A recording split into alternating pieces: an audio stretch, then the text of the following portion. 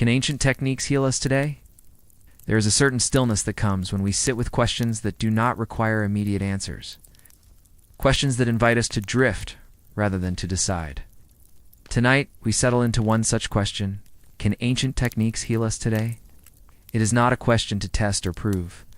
It is not a question for hurried debate, but a question to wander through like a quiet corridor lined with old stones, where echoes linger and the air is cool and patient. In the hush of the night, with the world slowing outside your window, this is a question that allows the mind to meander gently, unhurried, as if walking barefoot on old paths. We will not rush to any conclusion, for conclusions tend to close doors, and this evening is meant for drifting, for letting doors remain open, for hearing the faint creak of hinges in the distance. The ancients themselves did not hurry with their healing. They sat with leaves steeped in water. They pressed hands into weary muscles. They lit fires that warmed stones. And they breathed with a rhythm that made time expand. To them, healing was not a sharp command, but a soft presence. It moved slowly, like a stream making its way down a hillside, carrying twigs and shadows until it reached the valley. Perhaps that is what we can borrow tonight, not a cure, not a treatment, but a pace. A slower rhythm that cradles rather than rushes. In this rhythm, history itself feels less like a list of facts and more like a gentle companion sitting beside us, speaking in tones that neither demand attention nor insist on memory. So we close our eyes in imagination, if not in truth, and step into the world of forgotten apothecaries and moonlit courtyards. We hear the murmur of voices as herbs are gathered, not as a science, not as a prescription, but as a ritual, as something done with care. Oh. The old healers did not have shelves of bottles with printed labels. They had satchels of leaves, bundles tied with twine, jars filled with powders and oils. When they opened these jars, the air filled with scents that lingered, and wrapped around the room lavender that softened the mind, sage that burned with earthiness, rosemary sharp as morning air. These scents were part of the healing, part of the atmosphere that invited bodies and minds to rest. Tonight, as we think of them, we let those imagined scents drift into our own space, calming the breath, loosening the weight of the day. The question remains, can such things heal us now? And yet, in asking, we may already be touched by their quiet power. For in simply picturing the careful turning of leaves in a mortar, the grinding of seeds against stone, the patient pouring of water over dried roots, we slow ourselves. We remember that healing is often less about an answer and more about the act of pausing, breathing, and being present with what is before us. Ancient techniques were not rushed, and so tonight neither are we. We will walk through them slowly, as one might wander through a candlelit library where the books are worn. The page is fragile, and the silence itself seems to hum. Perhaps the ancients would smile at our question. Perhaps they would say, "Of course we healed, for we knew no other way." Perhaps they would say, "Healing is not a gift from yesterday to today, but a thread that is never broken, only thinned, only shifted." We cannot know their exact words, but we can sit in the quiet they left behind, a quiet that drapes over us now like a blanket. Healing in this space is less about remedy and more about rest. And so we begin our journey not with an answer, but with a slow breath, an invitation to drift, to listen, and to let the night carry us into the old rhythms that have always waited for us. If we linger a while longer with the question, the night itself begins to answer in its own language, not through words, but through atmosphere. The air cools, the hum of the world softens, and a rhythm takes hold that feels older than memory. In this rhythm, one might imagine the ancients themselves moving through their evenings, guided by firelight, speaking in tones that rise and fall like distant waves. For them, healing was woven into the patterns of daily life. It was in the warmth of a shared meal, the brushing away of dust from a weary traveler's brow, the careful preparation of teas that carried both comfort and belief. To picture these moments is to step gently into a world that is not ours yet, feels familiar, as if the very act of remembering creates a bridge across centuries. The question, can ancient techniques heal us today, softens, becoming less of a puzzle to solve and more of a story unfolding slowly. A story that invites us not to analyze, but to feel. In this story, The old homes and gathering places are never silent, but their sounds are hushed and steady. The crackle of wood in the hearth, the distant barking of a dog at the edge of a village, the muted conversations of neighbors settling into rest, all these sounds carry with them a kind of healing. They remind us that we are not alone, that life has always moved in cycles of labor and rest, worry and release. The healers of the past did not step outside of these cycles.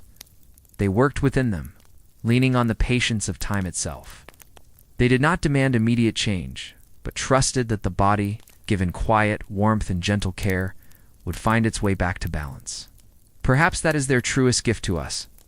Not a single technique or potion, but the faith that time and stillness can restore what seems broken. Picture, if you will, the long roads that stretched across empires, and the travelers who moved along them, weary from days beneath the sun. When such travelers stopped at an inn or a village home, they did not find laboratories or machines waiting for them. They found bowls of warm broth, hands offering bread, voices sharing stories by the fire. To sit and eat, to listen and laugh, was itself a form of medicine. These moments of pause, simple yet profound, were part of what ancient healing meant. And if we imagine ourselves now, weary from our own journeys through modern days, what more do we need than the same warmth, nourishment, companionship, and quiet? In remembering these ancient rhythms, we find that perhaps healing is not locked in the past, but is always within reach, carried forward in gestures we still recognize. The stillness grows deeper as we allow these images to unfold. The question continues to drift, softer now, as though it no longer needs to be answered, but only held. We may find that the very act of wondering, of letting the mind picture gardens where herbs grew wild, or baths where steam rose like clouds, is itself a kind of healing. The ancients gave us their techniques, but perhaps the true treasure they left was the permission to slow down, to sit in quiet, to breathe with patience. So tonight, as the hours stretch before us, we follow their lead, not as students memorizing lessons, but as wanderers walking slowly, letting the path itself carry us, step by step, deeper into calm. As night deepens, it is easy to imagine how the ancients themselves must have leaned into the darkness, not resisting it, but letting it fold around them like a cloak. In villages scattered across hills and valleys, torches would have been lit, lamps trimmed, fires coaxed back to life. The glow of these flames, soft and unhurried, became the medicine of the hour, a reassurance that the day had not ended abruptly, but was easing itself into quiet. People would have gathered close to the warmth, their shadows bending on walls of clay or stone, and in this gathering there was comfort. The healer was often not a single figure, but the atmosphere itself, the way a room glowed, the way voices dropped to hushed tones, the way. The long stretch of hours before sleep was filled with slow stories and simple rituals. We too can feel that atmosphere if we let ourselves.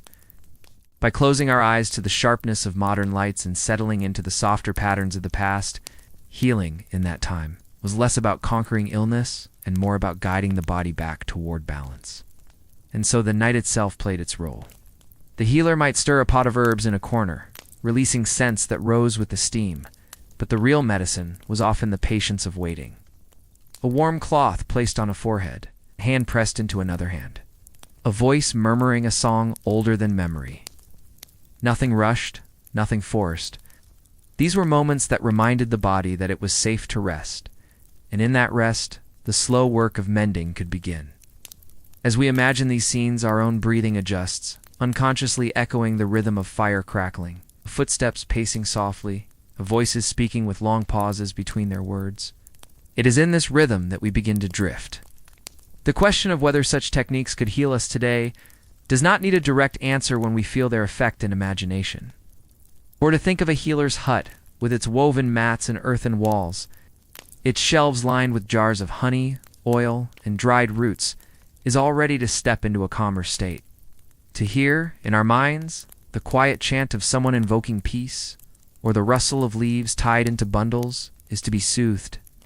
Whether or not the herbs themselves ever touch our lips, ancient healing was not only about the body, it was about atmosphere, belief, the shaping of time itself into something gentler. And here, in the slow unfolding of these images, we borrow that same atmosphere for our own rest.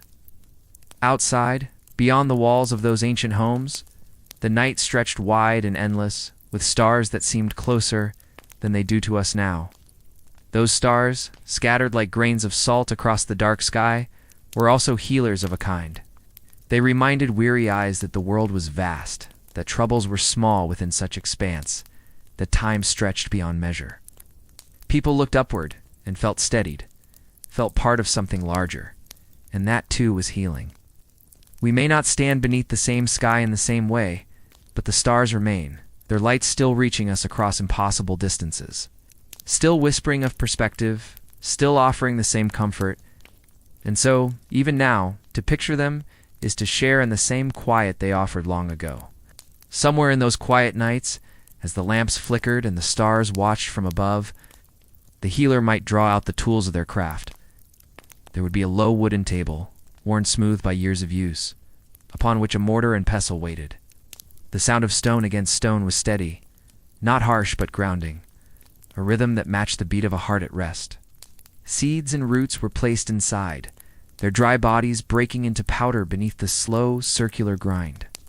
This sound, repeated over centuries, was part of the music of healing, lulled the listener, told them that something was being prepared with care. Time itself was being given form through patient labor. Imagine sitting nearby, your eyes heavy from the warmth of the fire, listening to that sound crush, roll, turn, crush, roll. Turn until the world beyond the room fades into the distance. Inside the mortar might rest small jars filled with oils olive, sesame, or almond each, chosen for their gentleness, their way of softening skin, easing aches, carrying the scent of herbs steeped within. The healer would unstopper these jars and the room would fill with fragrance, earthy, floral, resinous. A drop of oil would be poured, glistening in the dim light before being mixed with the powders, stirred until they became paste or balm. Nothing was rushed. Each gesture was deliberate, the kind of slowness that itself became part of the cure. To watch was to be reassured. To breathe in the mingled scents was to feel one's shoulders loosen, one's breath deepen. Even without touching the remedies, the patient would already be carried toward rest. And then there might be chancelo, steady words spoken not as spells of power, but as songs of rhythm. The healer would murmur phrases passed down through generations, words that may have carried little meaning to an outsider, but which filled the room with repetition, with cadence. The voice did not rise or demand. It circled, returned, circled again like waves on a shore. These chants worked as much upon the mind as upon the body, and even now, in recalling them, we can sense the way they soothed. For what is a chant but another form of lullaby? What is repetition but the slow weaving of calm? Tonight, as we imagine those ancient voices, we too let ourselves be carried by their rhythm, wordless yet steady, drawing us deeper into quiet. Perhaps the healer would then place a hand upon the patient, firm, steady, reassuring. The warmth of human touch was itself a medicine older than any herb. It told the body it was not alone, told the heart it could ease its racing, told the spirit it was safe enough to rest. That touch, accompanied by the scent of oils and the sound of chants, created a whole atmosphere of healing. It was not one technique but many, woven together in a tapestry of calm. To step into such a room was to leave behind the burdens of the day, the worries of the journey, the pains of the body, and to enter a space where time slowed, where the present moment stretched like a soft fabric around you. And here in this imagined space, we too may find ourselves drifting, as if we were the ones resting upon a mat, eyes closing while the healer's voice continues its gentle, endless murmur. And so, beyond the healer's hand and the scent of herbs, there was also the night itself, which became a participant in the process. The flicker of lamps created patterns on the walls, patterns that shifted slowly, like shadows dancing to music only they could hear. The flames never hurried. They bent and swayed with a patience that could lull even the most restless mind. The fire, with its steady crackle and occasional sigh, was both warmth and companion. People in those times did not stare at glowing screens, but at glowing embers, their eyes softening, their breathing falling in time with the rhythm of burning wood. In that slow communion with fire, the day dissolved, and healing began not in medicine alone, but in the gentle invitation of the world to rest. Outside, the wind moved across fields and through trees, carrying with it the sense of earth and night. To those listening, it may have sounded like a long, low song. Windows were fewer, walls were thicker, yet the murmur of the wind found its way inside. A reminder that nature was always near, that the same forces which nourished herbs and lit the stars also watched over human sleep.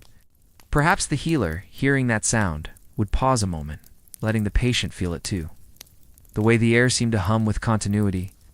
And in that pause, no words were needed. No remedies required. The body itself leaned into the lull, as if cradled by the invisible hands of night. The noises of daily life, too, softened. The shuffle of feet outside dwindled as neighbors closed their doors. The laughter of children faded into silence, and even the animals seemed to find their resting places. A dog curled near a doorway, a hen tucked beneath its wing. A horse shifting gently in a stall added to the rhythm of slowing. In this chorus of quiet, the patient found themselves surrounded by rest, carried not by one healer alone, but by an entire community, by a landscape that seemed designed to encourage release. To live in such a rhythm was to be constantly reminded that life moved between effort and ease, between noise and silence, between labor and stillness. Healing was simply the alignment with that rhythm, the gentle reminder that one belonged to the cycle of rest as much as to the cycle of work. And so the night itself was the lullaby, and everyone, healer, patient, neighbor, stranger, listened together, whether they knew it or not. Even now, as we picture that world, our own senses adjust. We hear, faintly in imagination, the pop of wood, the sigh of wind, the hush of far-off footsteps. We see in our mind's eye the shadows lengthen and stretch across walls, the glow of embers settling lower and lower into ash. And we feel, in the slow pace of these thoughts, the same invitation that the ancients must have felt, to set down what we carried, to breathe more deeply, to let ourselves drift into the arms of rest. The question of ancient healing does not need to be solved. It only needs to be felt. And here, surrounded by fire, wind, and silence, healing has already begun. As the quiet deepens, it becomes clear that healing was never only about the remedies themselves. It was not only the paste in the bowl, nor the oil in the jar, nor the chant on the healer's lips, though each had its part to play. Healing was also the slowness of time in those rooms, the way the night itself leaned in to listen, the way silence settled like a blanket across walls and floor. Imagine, if you will, lying back upon a straw-filled mat, the scent of crushed leaves still drifting in the air, your ears catching both the low hum of words and the faint crackle of the fire. The healer may have stepped back by now, letting their presence fade into the background, for it was never about them as an individual. It was about allowing the patient, perhaps you in this imagining, to feel safe enough to surrender to the rhythm of rest. This surrender was the first and perhaps most important step in any cure, for without rest, the body cannot rebuild, and without calm, the mind cannot ease. In those ancient settings, time slowed in a way we seldom allow it to now. There was no hurry to finish, no rush to return to tasks, no expectation that healing should be quick. The night was long, and that was enough. The patient could drift between wakefulness and sleep, the healer sitting nearby, present yet unobtrusive, their role as much guardian as practitioner. Hours could pass like this, in the hush of lamplight, and the steady breathing of two souls, sharing the same quiet space. Perhaps the patient stirred now and again, the healer adjusting a cloth or smoothing a shoulder, but mostly the stillness held. And this stillness itself was medicine. In that suspended time, the patient belonged not to illness, but to rest, not to pain, but to care, not to fear, but to calm. Even the simplest remedies seemed to work more deeply when wrapped in this atmosphere of patience. And so, as we close this first part of our journey, we can linger here for a moment, in that imagined room. We do not need to rush forward. We can let our eyes grow heavy as we picture the shadows lengthening and softening. Let our breath grow slow as we hear the quiet rhythm of the chant. Let our shoulders sink into the imagined mat beneath us. In this moment, we are both observer and patient, both listener and participant, touched not by oils or herbs, but by the same ancient slowness that once soothed tired travelers, worried parents, aching workers, Whether or not ancient techniques can heal us today, they can at least remind us of something we have always known. That to rest is to heal, that to pause is to restore, that to be surrounded by quiet is to find a medicine beyond words. And so, with this thought, the introduction draws to a close, not with a conclusion, but with an open door. Ahead lies the whisper of herbs, the secret life of plants, and the ways they were gathered, prepared, and cherished. For now, we drift with the embers in the night, carrying the calm forward into the next chapter. When morning returned in the world of the ancients, the healer's work did not begin with the mixing of herbs, but with their gathering. Long before the jars and mortar could be filled, someone had to step outside into the quiet of fields, woods, or gardens, and choose what nature had offered. Imagine the early light just spilling across the earth. It's not yet harsh, still soft enough that the dew clung to grass blades and shimmered like 1,000 small stars upon the ground. The healer would step carefully, perhaps with a basket in hand, its woven reeds creaking gently as they moved. Each step was measured, not hurried, for to rush would disturb both the plants and the silence of the hour. It was said in many traditions that the time of harvest mattered, that certain herbs gave their strongest essence at dawn, when the world was still cool and the sun's warmth had not yet drawn away their fragrance. To walk through such a scene was already to enter a kind of ritual, even before a leaf was plucked. The air itself carried a mingling of scents. Wild thyme might release its sharp, earthy perfume as one brushed past. Mint, low to the ground, offered its cool sweetness if touched. Lavender, with its slender stems, reached upward as though greeting the day, its fragrance spilling gently when its blossoms were stroked. The healer's fingers would hover, pause, then choose with intention, pinching stems or leaves with care.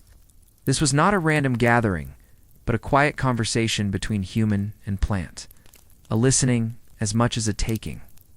One plant might be left alone, too young to offer its strength. Another might be harvested lightly, so it could continue to thrive. This respect, this slowness, was itself part of the medicine, for in recognizing the rhythm of the earth, the healer invited that same rhythm into their work. As herbs were placed into the basket, the soft thump of leaves piling together created its own small music. The sound was not loud, but it layered itself into the morning, the chirp of distant birds, the faint hum of insects, the rustle of wind moving across stalks of grass. Each addition to the basket was like a note in a larger composition, one that played not for performance but for presence. And as the basket grew heavier, its weight reminded the healer of the responsibility being carried, the task of transforming these fragile green bodies into comfort for another soul. That sense of purpose did not create urgency, but steadiness. The basket might be filled slowly, over hours, as the sun climbed higher and the dew dried away. Every handful gathered was both gift and duty, both ordinary act and sacred gesture. To picture this gathering is to feel one's own breathing adjust. Even here, across centuries, the pace slows. We can imagine the coolness of the dawn air upon our skin, the faint dampness of grass against our feet, the way the light changes from gray to gold as the day unfolds. We can almost smell the herbs themselves, sharp and sweet, carried upon invisible breezes. And in imagining this, we too are drawn into the ancient rhythm, one where healing begins not with a prescription or a command, but with a quiet walk among plants, the noticing of small details, with the patience to wait until the right leaf is ready to be taken. For in those moments of gathering, the healer was already shaping the cure, not only with their hands, but with their presence, their stillness, their connection to the wider world. It was, in truth, a form of healing before healing, a whisper from the earth itself, inviting rest, calm, and balance. Once the herbs were gathered, the journey did not end in the fields, but continued into the quiet of the home or the small shaded space set aside for their keeping. The healer would carry the basket carefully, as though it were filled with treasures of gold rather than leaves and blossoms. Inside, a table might already be prepared, wood worn smooth by years of use, its surface ready to receive the day's harvest. The act of laying out the herbs was itself deliberate, stems spread apart so that none would crush another, leaves arranged in loose clusters, blossoms kept intact. The basket would empty slowly, one handful at a time. till the plants rested in soft, fragrant heaps, waiting for the next step in their transformation. The healer might pause here, breathing in the mingled scents that now filled the room. Scents that seemed to carry both freshness and memory, as if the whole field had stepped inside. Washing the herbs was not always necessary, for dew and early gathering often left them clean. But when water was used, it was cool, poured gently from a clay vessel, splashing softly into a basin. Each stem or leaf was dipped, swirled, then lifted out, droplets sliding down in tiny streams. The sound of this work was a kind of quiet rhythm dip, swish, lift. Drip that repeated again and again until the basket's contents were refreshed. Towels of linen or wool might be used to pat them dry. The fabric absorbing water while leaving behind the subtle fragrance of green life. There was no haste in this process. It was not about efficiency, but about respect, about treating even the smallest sprig as worthy of care. And in that patience, something of the healer's calm passed into the herbs themselves. As if the act of handling them gently charged them with peace, the drying of herbs was another stage. It's often carried out by spreading them on racks of woven reeds, hanging them in bunches from rafters, or placing them in earthen bowls set where sunlight could fall without burning. Days might pass before they reached the proper state, crisp but not brittle, fragrant but not fading. To walk through such a space was to be surrounded by subtle perfume, rosemary sharp and clean, sage deep and grounding, chamomile sweet and soft. The air itself seemed to hum with quiet strength, as though the walls absorbed the essence of the plants. And for the healer to move among them daily, turning, adjusting, was as much a practice of patience as it was preparation. This waiting was not idle, it was attentive, like listening for the slow unfolding of a story that could not be hurried. Once dried, herbs were stored in jars, pouches, or wooden boxes, each marked by memory rather than labels. A healer would know which jar held mint by the fragrance that rose the instant it was opened, which pouch held sage by the way its leaves crumbled to dust at a touch. Shelves lined with these containers became an archive of remedies, a silent library where each plant was a book of knowledge waiting to be read. Some jars might be old, their surfaces etched with scratches, their lids worn smooth by years of opening and closing. Others might be new, clay still rough, wood still fragrant. But together, they formed a collection that linked one season to the next, one patient to another, one healer to the long chain of healers before them. And to sit in that space, surrounded by the quiet patience of plants waiting to be used, was to feel time itself slow to the pace of growing and drying, gathering and storing. It was a reminder that healing was not sudden but seasonal, not instant but unfolding, always guided by the rhythm of earth and sky. When the time came to transform the stored herbs into remedies, the healer would turn once more to tools as familiar as their own hands. There was the mortar and pestle, heavy with age, its surface smoothed by countless grindings. A handful of dried leaves would be placed inside, their brittle edges crackling faintly, breaking at the slightest pressure. Then came the sound that had echoed across centuries. Stone meeting stone, turning slowly, pressing and circling, reducing crisp fragments into powder. It was not the quick crushing of haste, but the patient rhythm of repetition. Press, turn, scrape, lift, and repeat. This steady motion was as meditative for the healer as it was useful for the patient. One could imagine the healer's breath falling into time with the pestle, their mind quieting as the leaves transformed beneath their hand. In that rhythm, healing already began, not in the powder itself, but in the calm presence woven into its making. Boiling was another ritual. A clay pot darkened by years of use would be filled with water drawn from a well or a stream, set upon the steady heat of a fire. The first sound was soft, a faint hiss as the water warmed. Then a series of small murmurs that grew into a rolling, bubbling song. Into this, the healer would sprinkle herbs, chamomile blossoms that floated like tiny suns, mint leaves that darkened and curled, roots that sank heavily to the bottom. The pot became an alchemy of fragrance, steam rising in lazy spirals, carrying with it the scents of earth and field. The room would fill with this vapor, warm and damp, wrapping anyone nearby in invisible arms of comfort. To sit and watch the pot was not to wait impatiently, but to enter a trance of sorts. The bubbling and hissing forming their own music, the shifting surface a slow dance of herbs releasing their essence. When the brew was ready, it might be poured into a simple clay cup, steam rising like breath in the cool air. The patient would lift the cup, feel its warmth seep into their fingers, breathe in the fragrance before sipping. The liquid might be bitter, sharp, or sweet depending on the mixture, but always it carried with it the sense of care, of effort, of time invested. The first sip might surprise the tongue, but as the cup emptied slowly, the body would begin to respond, warmth spreading outward, tension loosening, breath deepening. It was not a sudden cure, but a gradual easing, as if the herbs themselves were whispering calm into the body, one swallow at a time. Other remedies required mixing herbs into oils or binding them into poultices. Leaves could be crushed fresh and wrapped in cloth, applied directly to the skin where pain lingered. The cloth itself, dampened by oils, warmed by touch, became a comfort as much as the herbs within. Sometimes the healer would massage the mixture into aching muscles, their hands moving with steady, practiced pressure.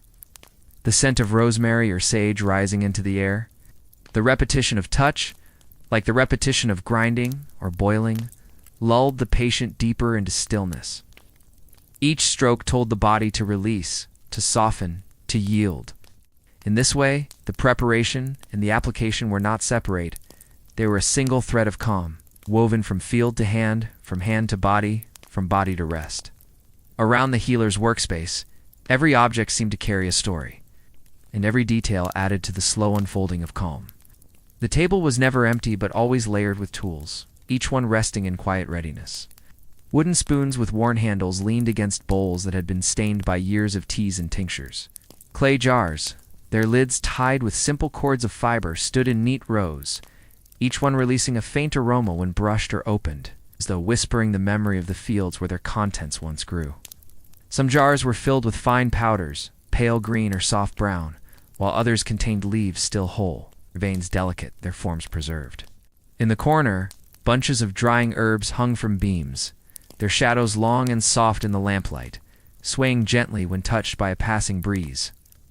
To step into this room was to step into a kind of still library, each jar a book, each leaf a page, each fragrance a line of poetry that lingered in the air. The atmosphere itself was part of the medicine. The mingled scents of rosemary, thyme, and lavender created a low, continuous presence, like a fragrance that spoke without words. Anyone entering might at first notice one smell more than another, but as they sat, the mixture blended into a single harmony, neither sharp nor overwhelming, but steady and grounding. It was not unlike the hum of bees in summer, or the murmur of a stream, something that seemed to fade into the background, while still guiding the body toward rest. For the healer, this fragrance was both a reminder of the work's purpose and a companion, surrounding them as they prepared each mixture. For the patient, it was often the first signal that healing had begun. The scent itself softening thoughts before any tea was sipped or balm applied.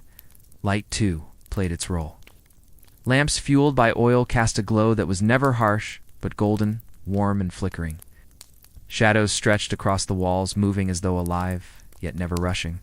They followed the motion of the healer's hand, the rise of steam from the pot, the shift of leaves on the drying racks. These shadows seemed to create another layer of rhythm, slow and measured, a dance that filled the room with softness.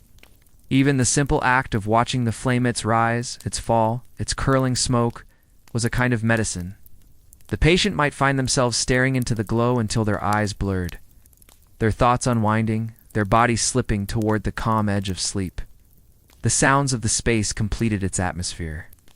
There was the grinding of the pestle, low and steady, like distant thunder. There was the bubbling of water, the occasional crackle of wood on the fire, the drip of oil from spoon to jar. These sounds did not demand attention, but invited listening, as if the room itself was speaking in its own language of care. Even the creak of wood beneath the healer's step, or the faint rustle of cloth as jars were moved, added to this tapestry of sound. Together, they formed a rhythm as constant as breathing, one that seemed to remind both healer and patient that healing was not a sudden act, but a slow unfolding, as natural as night following day. To sit in such a space was to feel time slow down, to sense that every small detail the jar, the scent, the shadow, the sound, was working together in quiet harmony. It was not about the drama of sudden cures, but about the soft invitation to rest, to trust, to let the body move at its own pace toward ease. And in this space, even those who came with pain or worry often found that, before the remedy touched their lips, they were already calmer, already more at peace, already halfway healed by the atmosphere itself. Herbs in the ancient world were not confined to the healer's shelves. They spilled naturally into daily life, weaving themselves into the rhythm of ordinary days. A cup of herbal tea was not always medicine, but a gesture of comfort. Yes. Something shared between neighbors, family, or travelers. Imagine an evening where work in the fields had ended, the tools laid aside, and the air cooled with the setting sun. A pot of mint tea might be set upon the fire, its leaves releasing sharp freshness into the dim light of the home. The family would sit together, wooden cups passed hand to hand, the steam rising into faces lined by fatigue, yet softened by the warmth of the drink. Each sip was small, unhurried, not taken as cure, but as companion to conversation, to silence, to rest. In this way, the herbs became part of a larger rhythm.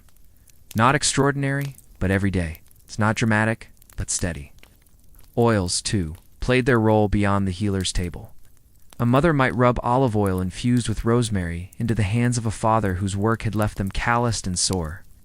The act itself was simple hands upon hands. Warmth upon tired muscles, but the scent, the feel, and the rhythm of touch carried the moment into something more. It was not labeled as therapy or treatment, but it was no less powerful. The body softened, the mind eased, and the evening unfolded more gently. Even children might be soothed with lavender oil rubbed lightly across the temples, the fragrance guiding them towards sleep. These small rituals were woven seamlessly into life, as natural as lighting a lamp or spreading a blanket. Herbs found their way into the food as well, though not only for flavor. Sage stirred into stews offered warmth, thyme sprinkled over bread gave sharpness. Chamomile steeped in milk before bed brought quiet. Meals were not seen as separate from health, but as part of the same whole. To eat was to nourish, to strengthen, to heal, even in the smallest ways. Every bite carried both taste and purpose, and though those eating may not have thought of it in terms of remedy, the herbs whispered their calm all the same. This quiet merging of food and medicine blurred the line between healing and living, making it less a matter of special treatment and more a constant presence. Even in spaces of ritual, herbs had their place. Bundles of dried leaves might be burned slowly, the smoke curling upward, carrying both scent and symbolism. The air filled with the aroma of sage or frankincense, the smoke drifting through rooms, through doorways, through the hair and clothing of those gathered. It was not only about cleansing spaces, but about creating an atmosphere of stillness, of transition, of preparation for sleep or prayer. People did not always separate the spiritual from the physical. Herbs bridged both, standing at the threshold between body and spirit, between wakefulness and dreams. To think of these ancient lives is to realize that herbs were not exotic or distant. They were woven into the fabric of each day, subtle yet constant. Healing was not always dramatic, but often quiet. Hidden in a sip of tea, the rub of oil, the scent of smoke, the sprinkle of leaves upon food. It was never apart from life, but part of it, reminding those who lived then, and us who imagine now, that well-being often comes not from grand cures, but from small, repeated gestures of care. And in remembering this, we too might sense that the healing power of herbs is less about rare secrets and more about the slow, steady rhythm of daily presence, an ordinary magic still alive in the world if we are willing to pause and notice it. As the day drew to its close, the herbs that had been gathered, prepared, and shared seemed to return to their own kind of stillness. In many homes, bundles of drying plants hung quietly from rafters, their shadows stretching along in the lamplight. The air, warmed by the fading fire, carried faint traces of rosemary, mint, or lavender, each scent softened by time, but still lingering like a gentle reminder of the fields from which they came. The cups that once held steaming teas now rested empty upon the table, rims marked faintly by use, their warmth fading into the cool of evening. The mortar and pestle, cleaned but not hidden away, sat quietly as if waiting for the next day's work. Nothing felt rushed, nothing felt discarded. The tools and herbs seemed to join in the slow rhythm of the night, part of a cycle that repeated itself endlessly, season after season, year after year. The household itself adjusted to the same pace. The fire, which had bubbled water and warmed the room, now crackled softly, embers glowing low and steady. The healer, perhaps weary from the day's care, moved with the same unhurried steps as always, checking jars, adjusting bundles, smoothing cloths. These were not tasks of urgency, but gestures of closure, as though the room itself needed to be tucked in for the night. Outside, the world quieted too. The fields that had offered their leaves now lay in darkness. The hum of bees stilled, the breeze gentler, carrying only the faintest whisper of the day's fragrance.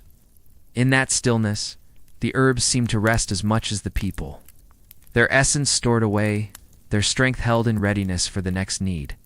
For those lying upon mats or beds of straw, the presence of herbs lingered even in sleep. The fragrance woven into clothing, into blankets, into the very air, became part of the night's comfort. A child might turn in their rest, inhaling lavender sewn into a pouch beneath the pillow, drifting deeper into slumber. An elder, weary from labor, might feel their aches soften after a poultice had been applied. The scent still closed as they breathed steadily in the dark. Even the simplest gestures tea before sleep, oil upon the temples. Smoke curling into corners continued to work quietly, not as sudden miracles, but as companions to rest. The body healed itself in these hours, and the herbs, like silent guardians, watched and whispered through their presence. And so, as the lamps dimmed and the last sounds of the day faded away, the space of the healer's work became one of waiting rather than action. Nothing more needed to be done. Everything had been prepared, tended, and shared. The quiet now was part of the medicine, as much as any plant or oil. To imagine this scene is to feel its calm even across centuries. The low glow of fire, the faint hum of night insects outside, the steady breath of sleepers within, the air fragrant with herbs, both fresh and dried. It is a reminder that healing was not a single act, but a rhythm. Not a moment of cure, but a life of balance, carried in the simplest details of each day and each night. With this, the whispers of herbs fall into silence, not ended, but paused, ready to begin again when the sun rises and the basket is once more carried into the fields. For now, the day is closed, the night embraced, and the healing power of plants rests alongside those who sleep. Ahead lies another form of ancient care, the herbs of the fields, but the touch of hands, the art of massage, is the quiet power of presence. But before we step into that space, we can linger here, breathing deeply, feeling the slow rhythm of the ancients, and letting the silence guide us into rest. Herbs were whispers of the earth, secrets murmured on the wind. But if herbs were the whispers of the earth, then touch was the language of human presence, spoken without words, yet felt in every fiber of the body. A hand pressed gently against a shoulder, fingers smoothing along weary muscles, or palms held still upon a troubled chest. These were gestures not of command, but of comfort, rooted in rhythms older than memory itself. People of the past walked long roads, bent in fields, carried burdens of wood, water, or stone. Ow. Their bodies ached in ways familiar even today, and in those moments of heaviness, the healer's hands offered a kind of release that no tool or herb alone could give. It was not only flesh that was soothed, but the unseen weight carried within, as if every careful movement signaled to the weary that they were not alone. Now picture this. You are in a modest hut nestled amidst rolling hills. Sunlight streams through a gap in the thatched roof, illuminating motes dancing in the still air. On a rough-hewn table sits a ceramic jar filled with fragrant oil, its contents infused with the essence of herbs gathered under a sky just like this. Beside it, a worn linen cloth awaits its turn, soon to become a vessel for soothing touch. Here, in this humble abode, resides a healer whose hands bear the wisdom of ages past. They move with a grace born from countless gestures repeated over the years, each motion a testament to the body's silent resilience. The healer's touch is not a forceful remedy, but a patient embrace, mirroring the body's rhythm, easing its burdens, and whispering tales of endurance. Theirs is a world where the boundaries between body and spirit are felt as one, where muscle and bone are understood as vessels of stories that reach far beyond the confines of flesh. As the hands move, they become storytellers, tracing pathways of fatigue and tension, alleviating knots that bind and release energy that's been contained for far too long. Theirs is a practice deeply rooted in the wisdom of the earth, informed by the language of herbs and the profound poetry of human touch. In their humble abode under a sky that serves as both witness and participant, the healer becomes a conduit of solace, ensuring that the burdens borne by weary travelers do not go unnoticed, that the ache in tired muscles finds its release, and that the stories etched in our flesh continue to be told. It is not merely the physical sensations that are addressed here, but the emotional echoes that resonate within the body. For the ancients understood that pain often found residence in the deepest chambers of the heart, and so the hands moved with sensitivity, becoming interpreters of the emotions that found expression in physical form, transforming grief into gentle pressure, worry into soothing strokes, and joy into a light, lingering touch. And as the practice unfolded, the space between healer and patient transcended mere physicality. It became a sanctuary of shared humanity, a testament to the enduring strength of the human spirit. Each gesture was a silent vow, a promise whispered without sound, that in this haven of tranquility, all would be well. The weight of the world could be momentarily set aside, and the stories held within the body would find solace in the attentive embrace of healing hands. Oh, to be in that modest hut, to feel the sun's warm gaze through the thatch, to breathe in the earthy aroma of herbs and oil, to surrender to the rhythmic press of comforting touch. For here in this sanctuary of simplicity, the body's tales are heard, the spirit finds respite, and the burdens of the journey are eased. Just as the land yields its bounty to nourish the body, so too does touch nourish the soul, reminding us all that in the tapestry of life, even the most arduous paths may lead to moments of quiet grace.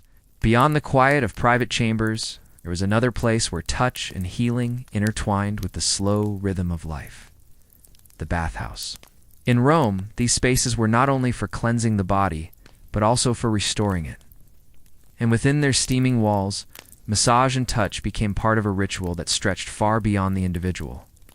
Imagine walking through the heavy stone doors of such a place, the air immediately warm and thick with vapor rising from pools of water. The sound of dripping echoed softly, mingling with the low murmur of voices and the occasional splash as someone slipped into a pool. Lamps flickered against marble walls, their light broken and softened by steam. The smell of olive oil, heated and mixed with herbs, drifted through the air, carried by attendants who moved from one chamber to another. It was a space where time itself seemed to slow, where the burdens of the day were released alongside the dust of the road. In one room, men reclined on stone benches, their skin glistening from the heat. Attendants poured warm oil into their palms, rubbing it slowly across tired shoulders, pressing firmly into the muscles of the back, loosening knots that had formed from long hours of labor or command. The strokes were deliberate, never hurried, the rhythm repeating until the body softened beneath their touch. Afterward, the oil would be scraped away with smooth bronze tools, leaving the skin refreshed, polished, and light. The bathhouse was filled not with silence, but with a steady, low harmony of voices, of dripping water, of the soft scraping of strigils against skin. Each sound folded into the next, creating a backdrop as soothing as the touch itself. The Greeks had their own traditions, where gymnasiums and baths served as places of both training and restoration. Athletes, their bodies worn by exertion, would submit to the hands of attendants who needed their limbs, preparing them for further trials or easing them after contests. Oils infused with herbs were thought to do more than soothe. They carried energy, warmth, and balance into the body, ensuring that strength would return with rest. In such spaces, massage was not an indulgence but a necessity, as much a part of life as food or sleep. And beyond the elite in villages and smaller towns, families cared for each other with simple versions of the same gestures. Pressed against weary backs, oils rubbed into tired legs, movements passed down not through formal teaching, but through repetition and memory.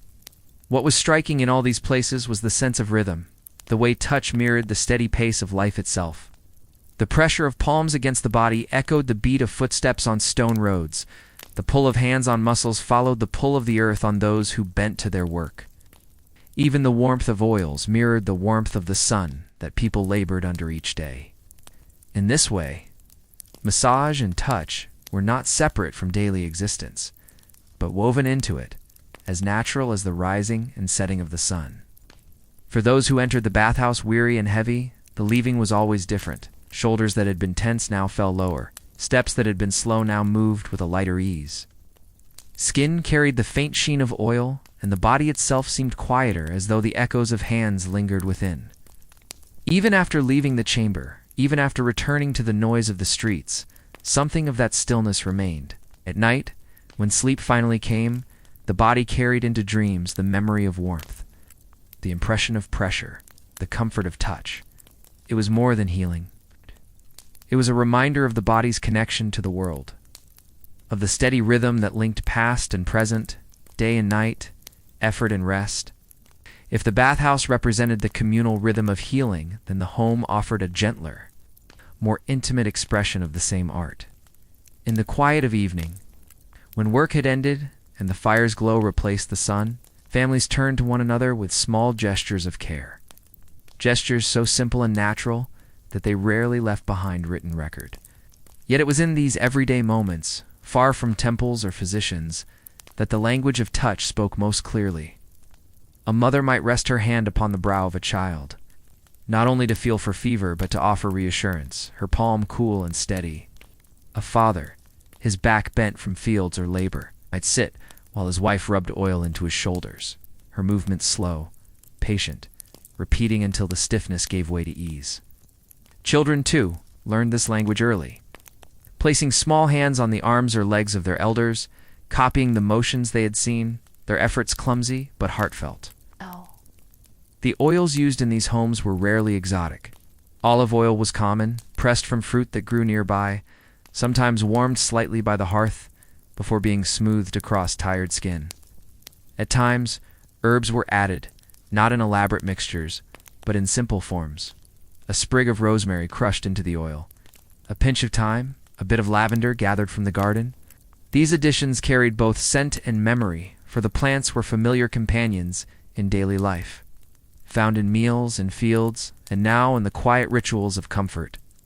The oil softened the skin, yes, but more importantly, it carried warmth from hand to body, sealing touch into the moment. Imagine such a scene: a dim room, rough but strong walls, a low table cluttered with simple tools of living. A child lies upon a pallet, restless after a day of play, a bruise forming upon a knee from a tumble. The mother dips her fingers into a small dish of oil, rubs her palms together and begins to smooth the hurt away, circling gently, pressing lightly, whispering softly. The child's breathing slows, eyelids grow heavy, and before long the hurt is forgotten, replaced by the steady pull of sleep. Across the room, an elder leans back, legs stretched, as another member of the family works oil into their tired calves. The rhythm of rubbing is steady, like the rhythm of a lullaby, each repetition reinforcing the body's natural return to calm. These were not grand ceremonies, or no marble walls or bronze tools, no elaborate chants or formal teachings. Yet they carried a quiet power precisely because they were woven into the fabric of ordinary life. The body was not treated as separate from the home, but as part of it, deserving of the same attention as the fire that kept it warm or the bread that filled its hunger. In this way, touch was both healing and connecting, binding families together through gestures of care. Each press of the hand was a reminder: you are not alone, your pain is noticed, your body is valued. And so, long before sleep claimed the household, the language of touch had already done its work. A child rested more easily, a father's shoulders loosened, a grandmother's legs eased. Even the healer within the family, often the mother, felt comfort in the act itself, as giving care was as steadying as receiving it. The night grew deeper, the lamps dimmer, and still the warmth of oil and hands lingered, stretching into dreams. It is easy to imagine how many nights across centuries ended in this same way, with nothing more elaborate than touch, oil, and presence, an unbroken chain of quiet healing that continues even into our own lives. Beyond the warmth of the household, There were those who traveled or dwelled in quiet places, whose touch was shaped not only by need, but by devotion. In many lands, monks, priests, and wandering healers carried with them a blend of ritual and care, and their hands spoke a language that seemed to move between the earthly and the sacred. These figures, often clothed in simple garments, carried little more than oil, cloth, and prayer. When they pressed their palms upon the sick or weary, it was not only muscles that they sought to soothe, but also spirits burdened by worry, grief, or fear. To receive such care was to feel the body and the soul addressed at once, as though each stroke of the hand smoothed not only flesh but the invisible weight carried within.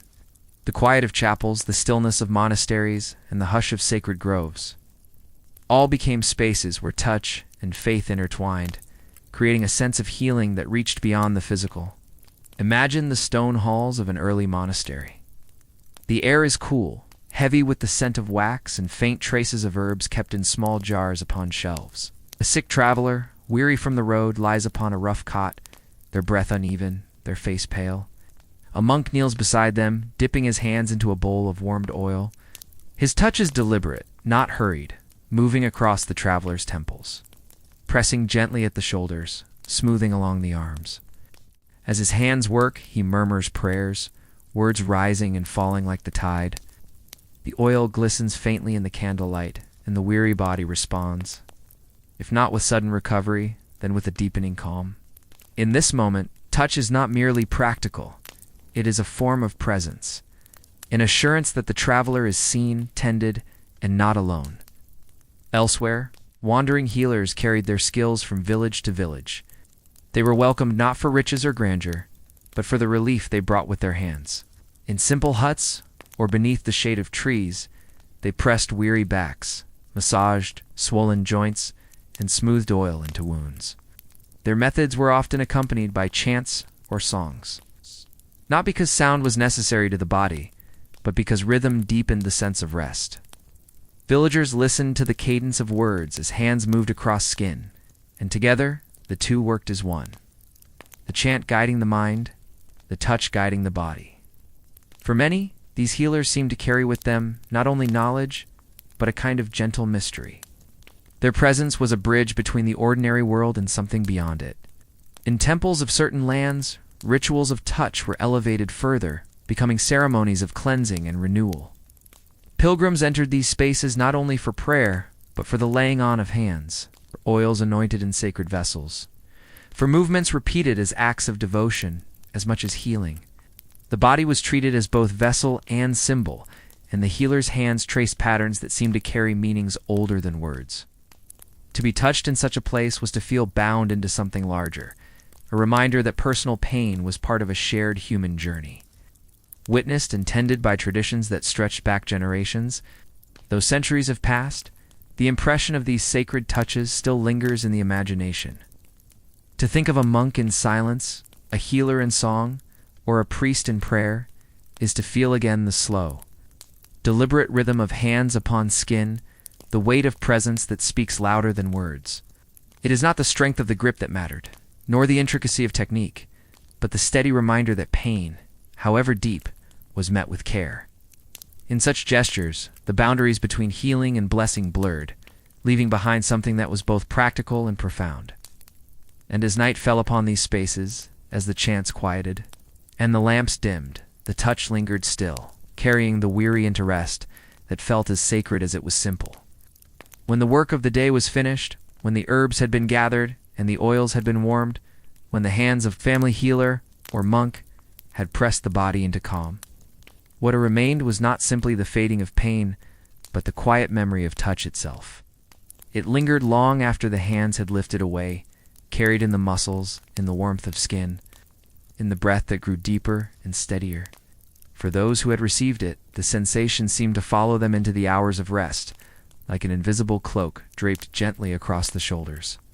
Long after the healer's hands had stilled, the body remembered, and the mind lulled by repetition, and calm drifted into the soft space between waking and sleep. In that space, touch became more than an act, became a rhythm, a memory that carried the weary further than words could reach. Imagine a man leaving the bathhouse after his body had been scrubbed, oiled, and kneaded into ease. The streets beyond the doors might be noisy, filled with vendors calling and carts rolling over stone, yet he moved through them differently. His steps were lighter, his shoulders lower, his breath less burdened. Or picture a traveler who had received the blessing of a monk's hands upon a rough cot. Though her fever had not fully broken, her heart carried the calm of those murmured prayers. Her body holding the stillness of gentle pressure at her temples, and in the modest hut of a village, a child who had wept with pain now slept soundly. The memory of a parent's hand resting against a bruise woven into dreams. Each example speaks of the same truth. Touch did not end when the hand lifted. It lived on, carried within the body like an echo that softened the edges of the world. This was perhaps the greatest secret of the language of touch, that it did not need to be constant to endure. A single moment, a few strokes, a simple press of palm against skin was enough to set the body upon a gentler path. The body remembered more than the mind often knew, storing impressions beneath the surface, weaving them into rest. Pain that had been sharp dulled into the background. Anxiety that had been restless softened into stillness. Even the smallest gestures carried weight. The brushing of hair from a forehead, the clasp of hands before parting, the steady rhythm of pressure along a weary back. Each one left behind a trail, faint yet enduring, that guided the weary toward calm. It is easy, even now, to see why these ancient practices endured across centuries. Long before medicine took the forms we know today, people already understood the truth held in hands. They may not have spoken of muscles or nerves of circulation or endorphins, but they recognized the deeper rhythm. That bodies were eased by touch, that minds were steadied by presence, that hearts were lifted by the simplest act of being cared for. And so in every age, the gestures were repeated. In villas and villages, in temples and huts, in households and monasteries, the hands of the healer, professional or parent, sacred or ordinary, spoke the same language, a language that needed no words. As night fell, these memories of touch folded into the silence of sleep. The man in his Roman villa closed his eyes, the faint sheen of oil still upon his skin, muscles loose as he drifted into dreams. The traveler in the monastery, though unwell, rested more deeply, her breath steady, her mind no longer restless. The child in the village slumbered without stirring, the pain forgotten in the rhythm of comfort. Across these places, across these times, the quiet power of touch carried the weary into rest. And as we recall these images now, they seem to echo not only through history, but through our own lives, reminding us of something both ancient and immediate, that healing need not always be spoken, taught, or measured. Sometimes it is simply felt, carried in silence, remembered in the stillness of night. As the night deepened and the lamps burned low, the power of touch revealed itself not as a fleeting act, but as a rhythm that joined the body, the mind, and the passage of time itself. Across villas and villages, monasteries and huts, the same gestures repeated in different forms, carrying through the centuries like a quiet song passed from one generation to the next. The healer's hands, the mother's hands, the servant's hands, the monk's hands all belonged to the same language, a language of calm, of reassurance, of healing. It was not a language written in books or etched into stone, yet it endured with greater strength than many monuments. For it was inscribed upon the body itself, upon the muscles that softened the breath, that steadied the hearts that were eased.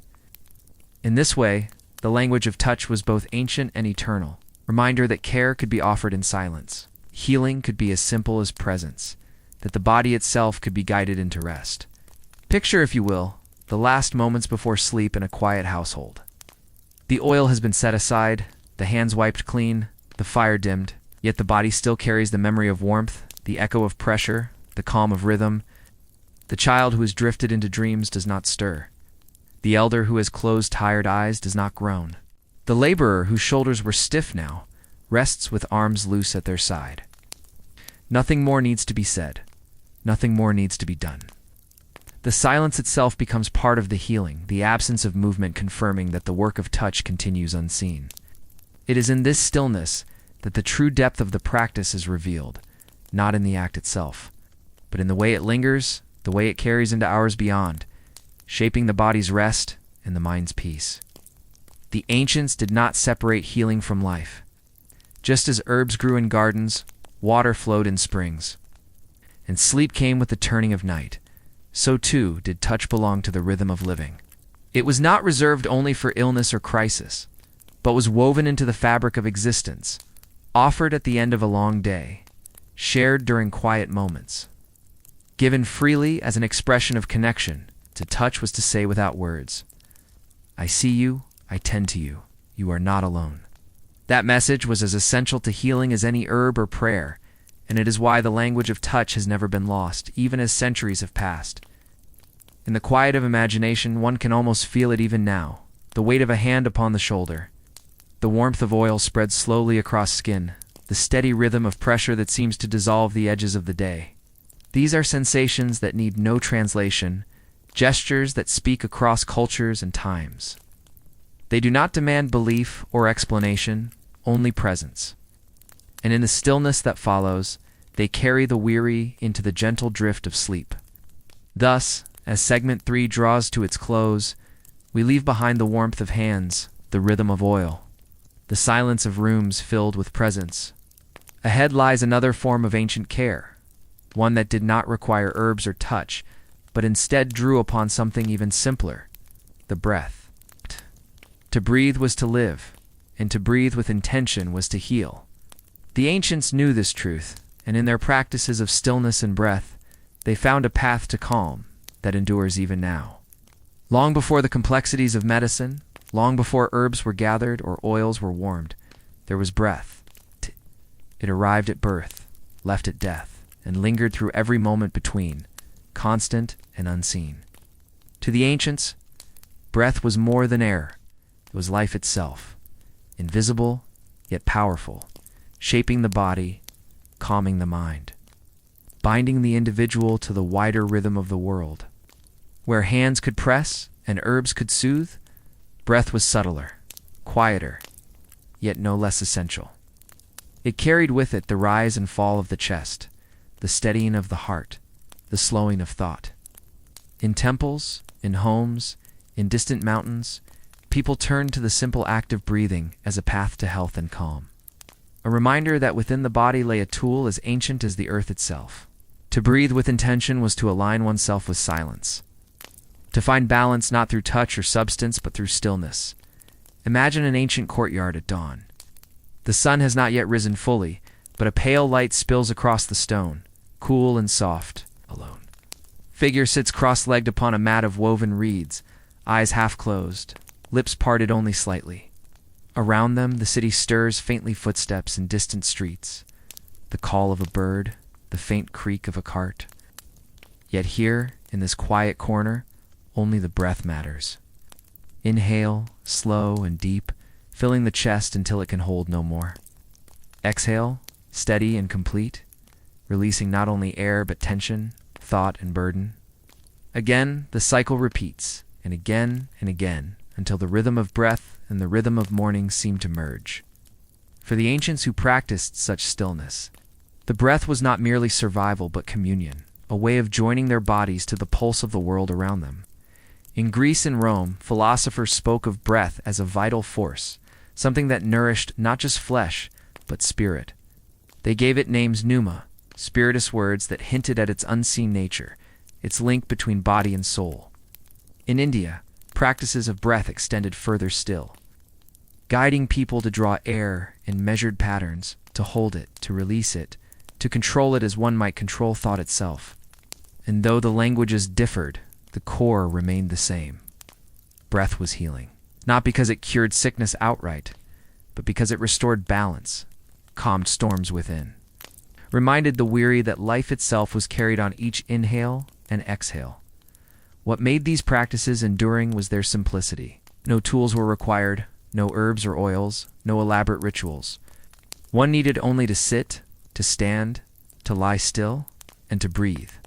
Yet in that simplicity lay a profound power. The day's burdens, though not erased, became lighter, carried more easily. For those who labored long hours, for those who bore weight of command, for those who worried over children or harvests, the practice of breath was a quiet retreat, available anywhere, always present, waiting only to be noticed. As the sun rose higher, the figure in the courtyard continued their rhythm. The air grew warmer, the city busier, yet within that stillness, the breath remained unchanged. It was a reminder that amidst all movement, there could be calm, that amidst all noise, there could be silence. And when at last the figure arose, brushing dust from their robes, they carried with them not only the air they had breathed, but the calm it had granted, calm that would linger into the hours ahead. Breath, as ancient healers and seekers knew, was not simply air drawn in and pushed out. It was a medicine as old as life itself, quiet, unseen, but enduring. Across monasteries, temples, and quiet sanctuaries scattered through the ancient world, the art of breath was not merely a personal habit, but a sacred discipline woven into daily ritual. In dim chambers lit by oil lamps, monks and priests would sit in rows, their robes whispering against stone floors as they settled into stillness. The air smelled faintly of incense, sweet and smoky, curling upward in delicate ribbons that seemed to drift with the rhythm of their chests. The room would fall into silence, broken only by the soft, collective sound of air being drawn in, held, and released. Dozens of bodies became a single instrument, breathing as one, the small sigh of exhalation mingling with the creak of wood and the flicker of flame. To an outsider, it may have seemed like emptiness. To those within, it was fullness and immersion into something deeper than themselves, taste of calm that no feast or battle could provide. In the bustling cities of the world, men hurried along crowded streets, bartering, preaching, pursuing pleasure or profit. But within the temple, time slowed to the pace of inhalation and exhalation. Here, amidst the clamor of chariots and merchants, there existed a sanctuary where even the pulse of the city seemed to pause and listen. It was here that breath became a mantra, a touchstone, a way to anchor oneself in the present moment.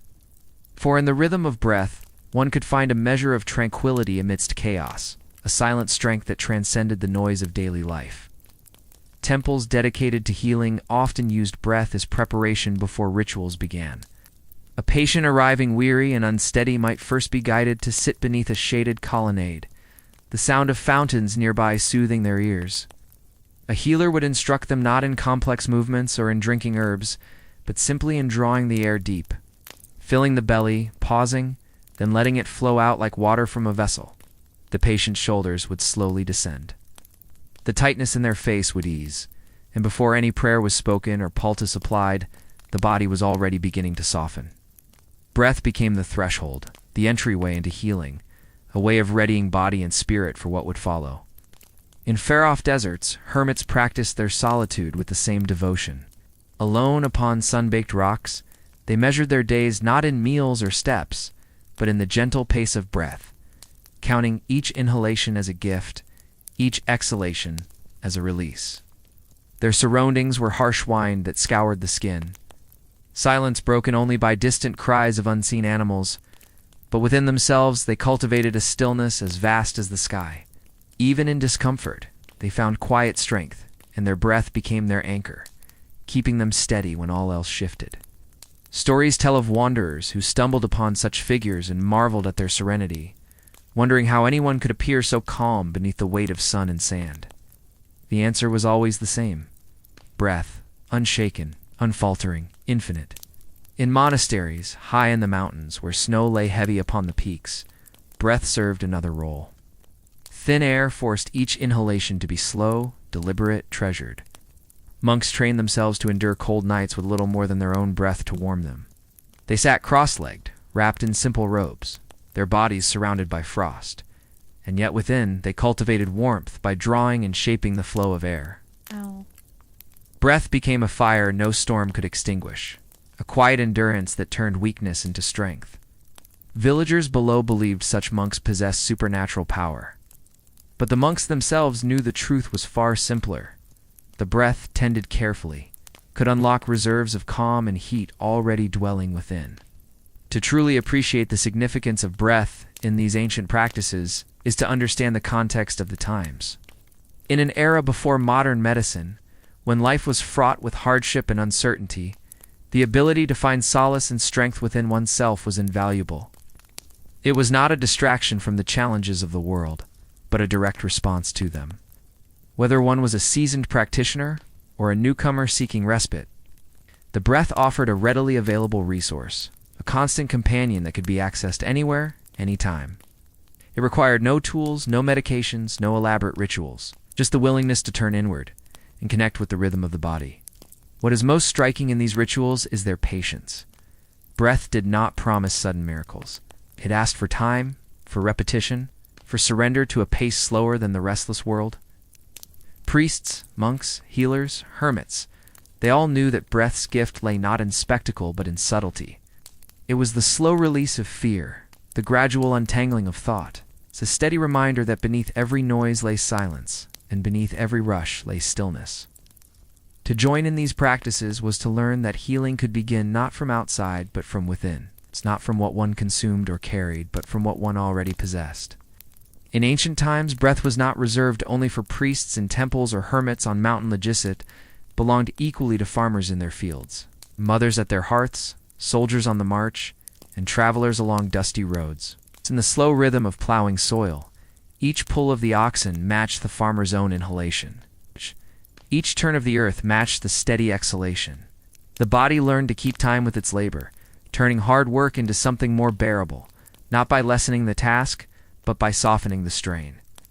At dusk, when sweat still clung to the skin and the day's work lay heavy upon shoulders, many farmers would pause, rest their hands upon their knees, and draw in a breath so deep it seemed to cleanse more than lungs. In that moment, under the fading sky, breath became not survival, but a small gift restoration in its simplest form. In the household, mothers often turned to breath in the quiet hours when children stirred restlessly. Rocking a cradle, they would breathe deeply and slowly, knowing without instruction that the child would often fall into their rhythm. The infant's chest, rising and falling in smaller echoes, gradually aligned with the mother's own, the tension easing into sleep. It was not magic, though it may have felt like it was the body's quiet tendency to mirror what surrounded it, to borrow calm from those who held it. Even without knowledge of temples or philosophy, mothers understood that breath could guide not only their own bodies, but also those of the little ones they soothed. Soldiers, too, discovered the steadying power of breath. Before battle, when fear surged like a tide and noise filled the air, veterans taught the younger men to draw their air deep and slow, to ground themselves before stepping into chaos. In the clash of swords and the crash of shields, breath was often ragged, hurried. But in the moments beneath the watchful stars on quiet marches, beside the embers of campfires, it became steady once more. Warriors would lie upon their cloaks, armor set aside, staring up at the sky, their lungs rising and falling in unison. Though their bodies bore scars, and though tomorrow might bring new wounds, in that hour of breathing they found a fragile peace, a reminder of their own humanity in the midst of war. Travelers along long and lonely roads knew the same. Miles stretched out before them, the sun unrelenting, or rains drumming without pause, feet blistered, shoulders ached beneath burdens, yet always there was the breath, steady as footsteps. Each inhale pulled strength, each exhale released weight. A weary merchant might pause by a milestone, lean against its worn surface, close his eyes, and breathe until the fatigue softened. It was not that the road shortened, nor the weight lessened, but the spirit steadied enough to continue. In this way, breath became not only healer, but companion, traveling every path, crossing every border. Present in both solitude and company, what united these moments was their ordinariness. No elaborate ritual, no sacred words, no prepared tools, only the body and its constant tide of air. Whether in the quiet of a cradle, the strain of labor, the heat of battle, or the fatigue of the road, breath offered itself without cost, without judgment. It reminded each person, whether highborn or humble, that stillness could be found even in motion, that calm could be found even in unrest. The ancients, whether they named it or not, lived by this truth, that every inhale carried life forward, and every exhale carried burdens away, if only one paused long enough to notice. Breath also carried weight at the great thresholds of life, the entrances and exits where human existence seemed most fragile, most mysterious. At birth, it was the first sign that a new soul had entered the world. Midwives leaned close, waiting not for words or movement, but for the sharp, sudden cry, that first gulp of air that filled tiny lungs. The room would hush, waiting for that sound, and when it came, a trembling wail followed by uneven but insistent breathing. Relief swept through those gathered. Breath marked the moment when life truly began, and from that instant onward the rhythm would never cease.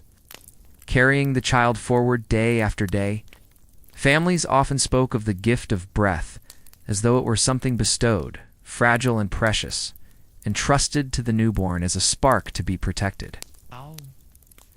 At the opposite end of life, the final breath carried its own solemnity. Families sat at the bedsides of the dying, watching as the rhythm slowed, softened, became faint. Each inhale grew shallower, each exhale longer, until at last there was no return. The silence afterward was heavy, not only because of loss, but because of the absence of that familiar sound, the soft, steady tide that had accompanied the person through every moment of their days. In many traditions, breath was believed to carry the soul itself, leaving the body gently on that last exhalation like a whisper fading into the air. For those who witnessed it, the moment often felt sacred, not terrifying, but profound a reminder that life began and ended with the same invisible thread. Between birth and death lay other thresholds where breath played a role, moments of transition, fear, or passage. Before marriages, brides and grooms might be told to breathe deeply, steadying themselves before stepping into a new life. Before journeys across seas, sailors stood on decks inhaling the salt air, grounding themselves before leaving the safety of land. Even at times of punishment or execution, condemned men were urged to take a final deep breath, to meet their fate with dignity. Breath became the companion of courage, the invisible ally in moments when nothing else could be controlled. These practices were not recorded with great detail in scrolls or etched upon stone, for they were too ordinary, too subtle. Yet they lived on through memory, through observation, through habit. Generations repeated them without question, as natural as drawing water or lighting fire. The ancients may not have spoken in the language of science, but they understood that breath touched the deepest layers of experience, that it marked beginnings, endings, and all that lay between. To sit with someone breathing their last was to understand the fragility of existence. To hear the first cry of a newborn was to be reminded of its resilience. Thus, breath was more than air. It was passage. It was connection. It was the thread that tied human lives to one another, to the earth, and to time itself. Its power was not in its mystery, but in its simplicity, in the way it remained constant through joy, sorrow, fear, and peace. At every threshold, from cradle to grave, breath waited quietly, steady and faithful, carrying the weight of moments too great for words. But breath did not end its work with waking life alone. It followed into the quiet world of dreams, where sleep wrapped the body in stillness and the mind wandered elsewhere. Ancient healers often spoke of the connection between breathing and dreaming, advising those troubled by restless nights to first settle their lungs before they sought slumber. A bed prepared for sleep was not only a place of blankets and pillows, but of breath itself. One was told to lie flat, to place a hand upon the chest or belly, and to draw the air slowly until the hand rose. Then release it gently until the hand fell. This rise and fall became like the rocking of a cradle, soothing even the adult mind into calmness. It was said that when the breath grew steady, dreams would arrive more gently, and the night would carry its traveler not into chaos, but into visions, soft and manageable. In temples of healing, where patients came to seek rest for troubled minds, breath was considered part of the preparation for sacred sleep. Priests would guide the weary into darkened chambers, cool with stone and fragrant with herbs, and bid them breathe in rhythm before lying down upon mats. The sound of many people breathing together filled those rooms like a tide, ebbing and flowing in the shadows. Slowly voices quieted, movements stilled, and one by one the sleepers slipped into dreams. Some believed those dreams carried messages from gods, others that they were the mind, its way of untangling the knots of living. But in either case, it was breath that opened the doorway, smoothing the transition, from waking worry to nocturnal wandering.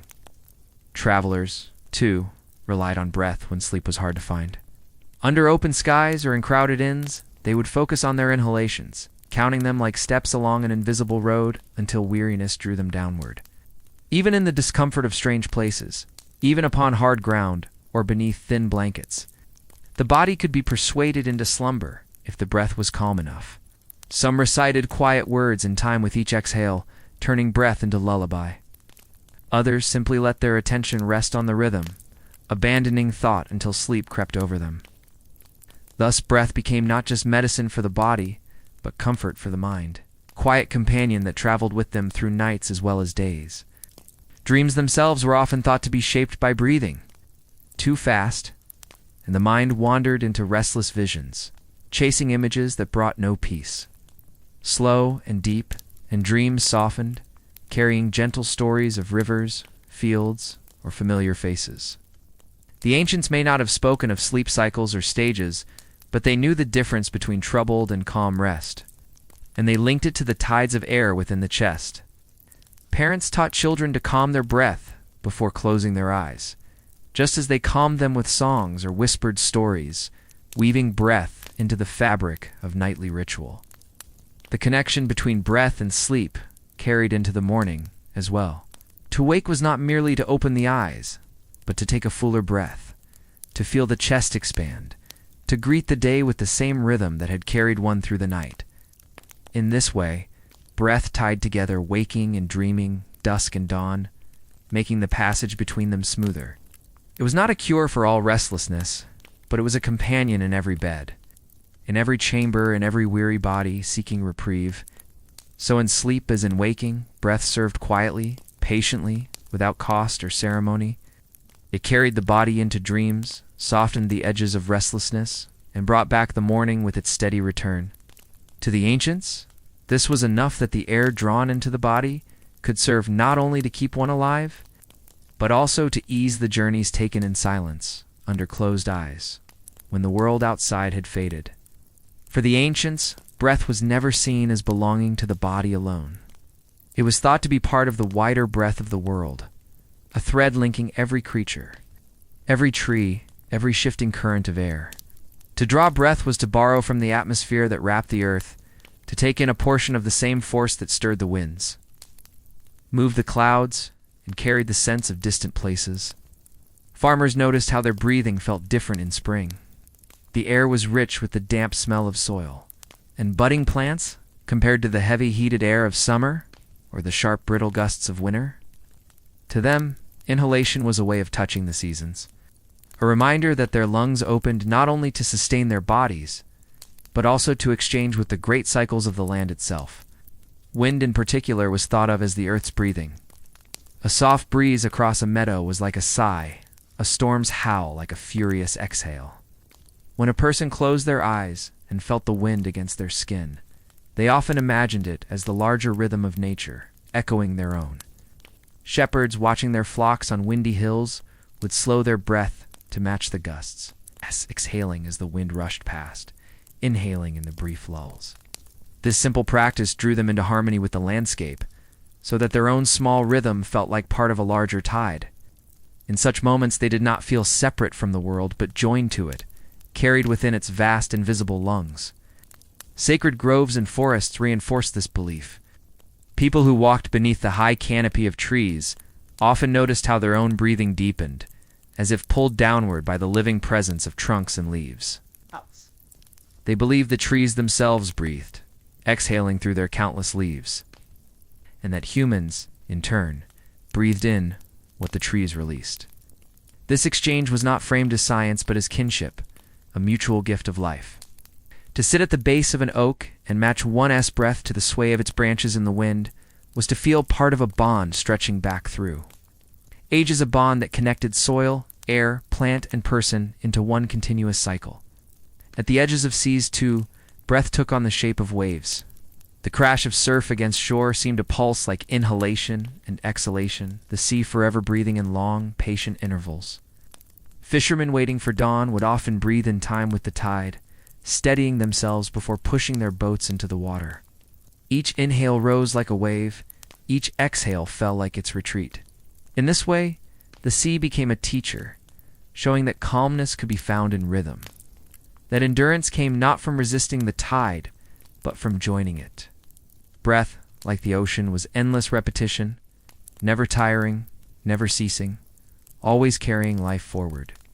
Mountains brought yet another form of lesson. At high altitudes, the air grew thin, each breath a little harder to draw. Those who lived among peaks learned to respect the effort of inhalation, to cherish it as something valuable rather than taken for granted. Climbers and herders knew to move slowly, to breathe deeply, to pace themselves with care.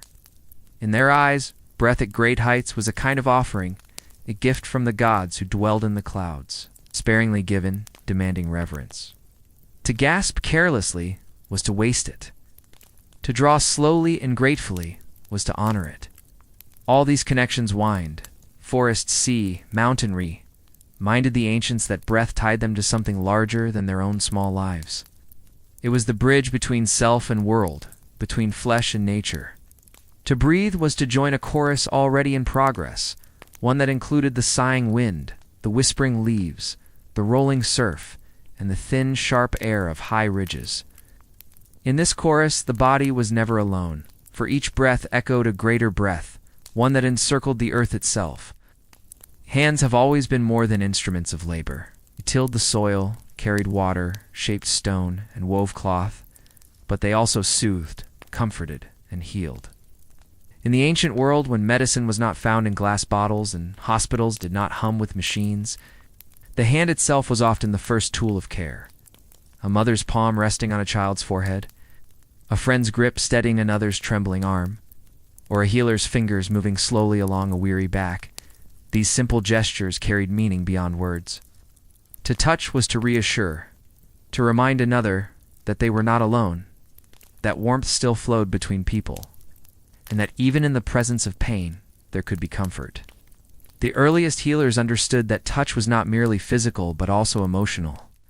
When the body ached, fear and loneliness deepened the suffering, and so the healer did not begin with herbs or charms but with presence.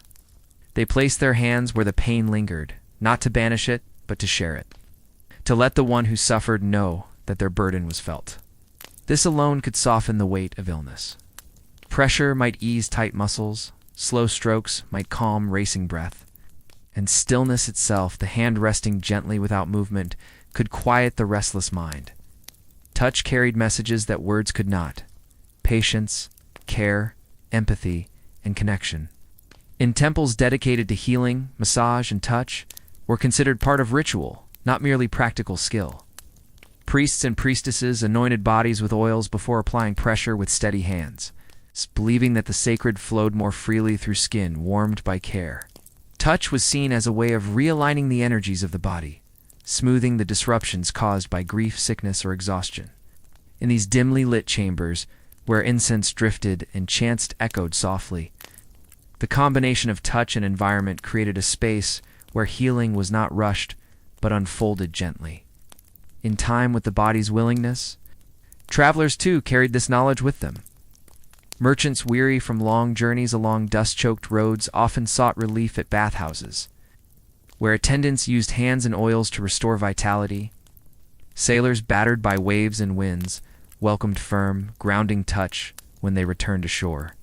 Even warriors, hardened by the demands of battle, turned to touch for recovery, submitting to the quiet work of those who kneaded their muscles and pressed away fatigue.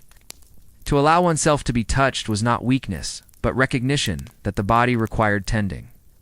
That strength was not maintained by will alone, but by care, freely given and received. In households, touch was woven into daily rhythms without ceremony.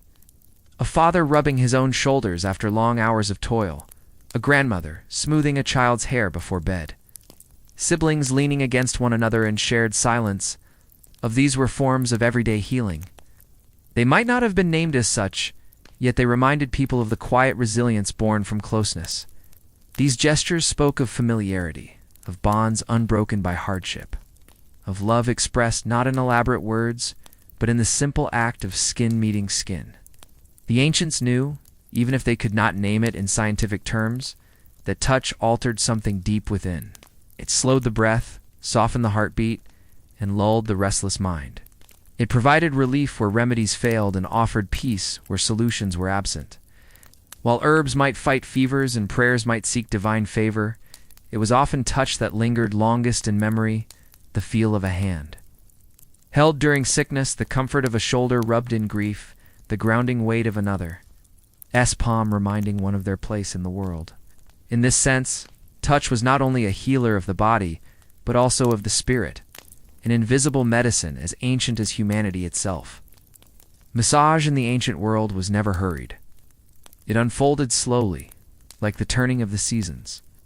Measured not in minutes but in patience, the healer or attendant began by warming oils between their palms, letting the fragrance rise softly into the air. These oils, often drawn from olives, sesame, or almond, were sometimes infused with herbs, lavender to calm, rosemary to enliven, or myrrh to steady the spirit. The act of preparing the oil was itself a ritual, hands moving gently, warmth coaxed into the liquid, intention pressed into every motion. When the oil touched the skin, it carried not only the properties of the plant, but also the care with which it had been readied. The body, weary from labor or travel, yielded to this touch, the surface softening first, then the deeper muscles loosening as trust grew with each pass of the healer's hand. Bathhouses, especially in places like Rome and Greece, became centers where touch and massage were woven into the rhythm of communal life. After soaking in pools of warm water, bathers stretched out upon smooth stone benches, surrendering their bodies to attendants skilled in kneading tired limbs. The echo of dripping water, the murmur of voices, and the steady pressure of hands combined to create a trance-like state. Here, healing was not hidden away in solitude, but shared among many, normalized as part of daily life. No one considered it indulgence to rest beneath another's hands. It was necessity, part of how one maintained balance in body and spirit. In more sacred contexts, massage could resemble prayer.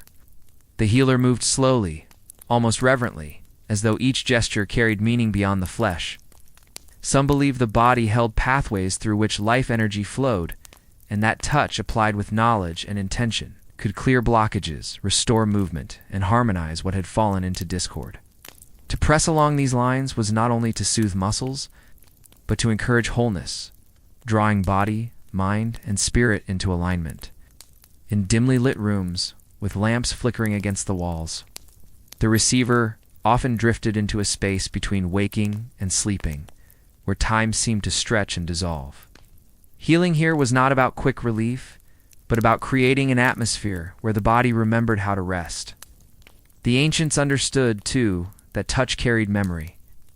A warrior who had faced wounds and hardship might find his mind calm only when a healer's hands pressed firmly into his back, reminding him through sensation that he was still whole, still alive.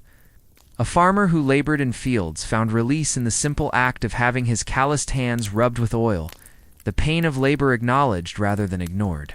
Touch told stories of endurance, resilience, and compassion, reminded the weary that their struggles were not invisible, that their suffering was seen, felt, and cared for through another's hands. This recognition alone could soften the edges of pain, even when no cure existed. At home, the art of touch was passed quietly between generations. Mothers showed daughters how to ease a baby's fussing with gentle strokes along the belly. Fathers shared with sons the habit of rubbing weary shoulders after long work. Grandparents taught grandchildren how to soothe aching joints with slow, circular movements. These practices were rarely written down, for they were never considered formal knowledge. They were simply part of life, an inheritance carried in muscle memory. In the familiarity of hands learning the weight and warmth of other hands, perhaps what made touch so enduring as a form of healing was its simplicity. It required no tools, no wealth, no elaborate preparation beyond presence and intention. A hand upon the brow of the fevered, a palm resting between the shoulder blades of the anxious fingers gently. Smoothing the hands of the elderly, all of these could ease suffering in ways that potions and prayers sometimes could not. While empires rose and fell, while knowledge shifted and rituals changed, the hand remained constant, always ready to soothe, always capable of offering comfort. In this way, touch became the most democratic of healers, available to all, enduring through time as a quiet reminder of human connection. To imagine the experience of ancient massage, is to step into a place where senses guided the journey more than words. The air itself carried fragrance, thick with the scent of warmed oil, crushed herbs, and faint traces of smoke from lamps or incense. These aromas wrapped around the receiver before hands even touched skin, preparing the mind for release. The room might have been dim, shadows softening sharp corners, the flicker of flame lending a gentle rhythm to the space. A low hum of voices, or the distant splash of water from nearby baths filled the background, sounds that blurred together until they became less noise and more atmosphere. A cocoon of familiarity where one could finally let go. In this environment, the body loosened before the healer began, lulled by cues that whispered, "Here you are safe, here you can rest." When hands did begin their work, the pace was deliberate, never rushed. The first touch was often light, almost ceremonial, as though asking permission. Then came longer, slower motions, pressing warmth into the muscles and spreading oil across the skin in even layers. The sensation was not one of force but of flow, the hands moving as if guided by the body itself. The oil, warmed by the healer's palms, carried with it subtle notes of plants chosen for their qualities: lavender, easing tension; chamomile, soothing irritation; frankincense, grounding the restless spirit. With every pass, the fragrance deepened, drawing the receiver further from the concerns of the day and closer to that twilight place where wakefulness and sleep blurred. Muscles that had been taut from labor gradually surrendered under steady pressure. Knots released not with sudden pain but with the gentle persuasion of repeated strokes. Shoulders uncurled, jaws softened, breath grew slower, deeper. It was as though the body, given permission through touch, finally remembered how to unclench. The healer's hands mapped out this journey patiently, moving from broad sweeps across the back to smaller circles at the joints, pausing often, listening not with ears but with fingers. It was a conversation without words, the body speaking through tension, the hands answering with care. Nothing hurried, nothing forced, only the rhythm of touch repeated again and again until surrender became inevitable. For many, this process was less about the relief of pain than about entering a state where time dissolved. The body floated between sensation and silence, the mind drifting as though rocked by unseen tides. Some described it as feeling both heavy and light at once, the weight of the body sinking into the earth while the mind hovered just above it, untethered. Others likened it to prayer, not for its formality, but for the way it invited stillness. A turning inward where words were unnecessary. In these moments, healing did not feel like an event, but like a return to balance. It's a reminder of something the body had always known, but had forgotten under the strain of toil and worry. What made ancient massage distinct was not technique alone, but context. It was not offered as a hurried service, but as part of a larger rhythm of rest, often connected to bathing, ritual, or community gathering. To receive massage was not a luxury for a chosen few, but a common thread woven into daily and sacred life. Farmers, soldiers, merchants, and children alike experienced it, each in their own way, each finding comfort in the universality of touch. The act was as ordinary as eating, as necessary as sleep, and yet it carried within it a quiet depth that transformed the ordinary into the profoundly restorative. The memory of such touch lingered long after it ended. Skin held the trace of warmth, muscles remembered the sensation of release, and the mind carried the echo of calm into waking hours. For many, this memory was as valuable as the massage itself, a resource to draw upon in times of hardship, an internal reminder that comfort existed, that rest was possible. Even when hands were absent, the body could recall the feeling, carrying a fragment of peace forward into the noise of life. And so, ancient massage was more than a physical practice. It was a way of teaching the body to remember stillness, a lesson that endured long after the oil had been washed away and the hands withdrawn. Touch in the ancient world was never only about soothing muscles or easing weariness. It was also tied to ritual, cleansing, and unseen protections. Many cultures believed that illness was not merely physical, but could also be the result of disharmony in the spirit, the intrusion of malevolent forces or imbalance between the self and the world. In this way, touch became a bridge between the physical and the sacred. A healer's hands moving deliberately across the body were not just easing flesh and sinew, but clearing away shadows, smoothing the disruptions that could not be seen. Massage with oils was thought to purify, to prepare the body not only for rest but also for resilience, creating a vessel that was both clean and guarded against harm. In temples devoted to healing, priests and priestesses often combined touch with prayer or chant. As their palms pressed into tired bodies, their voices murmured invocations to deities of health and protection. The rhythm of touch matched the rhythm of sound, and the two together formed a pattern of reassurance, one for the body, one for the spirit. Oils used in these rituals were not chosen randomly. Each carried symbolic meaning. Frankincense might be applied to connect the receiver to divine presence, or for endurance or cedar to ward off unwanted influences. The healer-esque touch was seen as a channel, a way of transferring these qualities into the person being treated, sealing the body with invisible armor as well as physical ease. Even outside sacred spaces, the protective aspect of touch was deeply felt. Parents, for instance, often massaged children not only to calm them, but to guard them. A baby's limbs might be rubbed with oil before sleep, both to strengthen the growing body and to keep away harmful forces believed to lurk in the night. Farmers before journeys would rub their arms or legs with oils, pressing the muscles with their own hands as though to awaken strength and build resilience against misfortune. In these gestures, touch carried the weight of protection, an act of care that stretched beyond comfort into the realm of the unseen. Communal practices reinforced this link between touch and cleansing. In Roman bathhouses, attendants massaged patrons not only to relieve fatigue, but also as part of the cleansing ritual. Oils spread over the body drew impurities to the surface, which were then scraped away with curved tools called strigils. The process was both practical and symbolic. Impurities, whether dirt or spiritual residue, were removed, leaving the body refreshed and the spirit lightened. The physical sensation of muscles relaxing was inseparable from the feeling of being renewed, as though both body and mind had been set free from burdens. Touch also accompanied ceremonies of transition. Before important rites, marriage, coming of age, or entering into priesthood, individuals were often massaged and anointed. The slow, deliberate hands prepared them, easing away old states of being and smoothing the path toward new roles. To be touched in this way was to be acknowledged to have one's transformation witnessed by another. The oils used carried scents that lingered into the ceremonies themselves, reminding the individual with every breath of the care and preparation that had brought them to this moment. In this sense, touch was both preparation and blessing, an invisible thread woven into life's most significant passages. The connection between touch and spiritual protection endured even in times of hardship. When disease swept through communities, when prayers failed and remedies faltered, the act of laying hands upon the sick still carried meaning.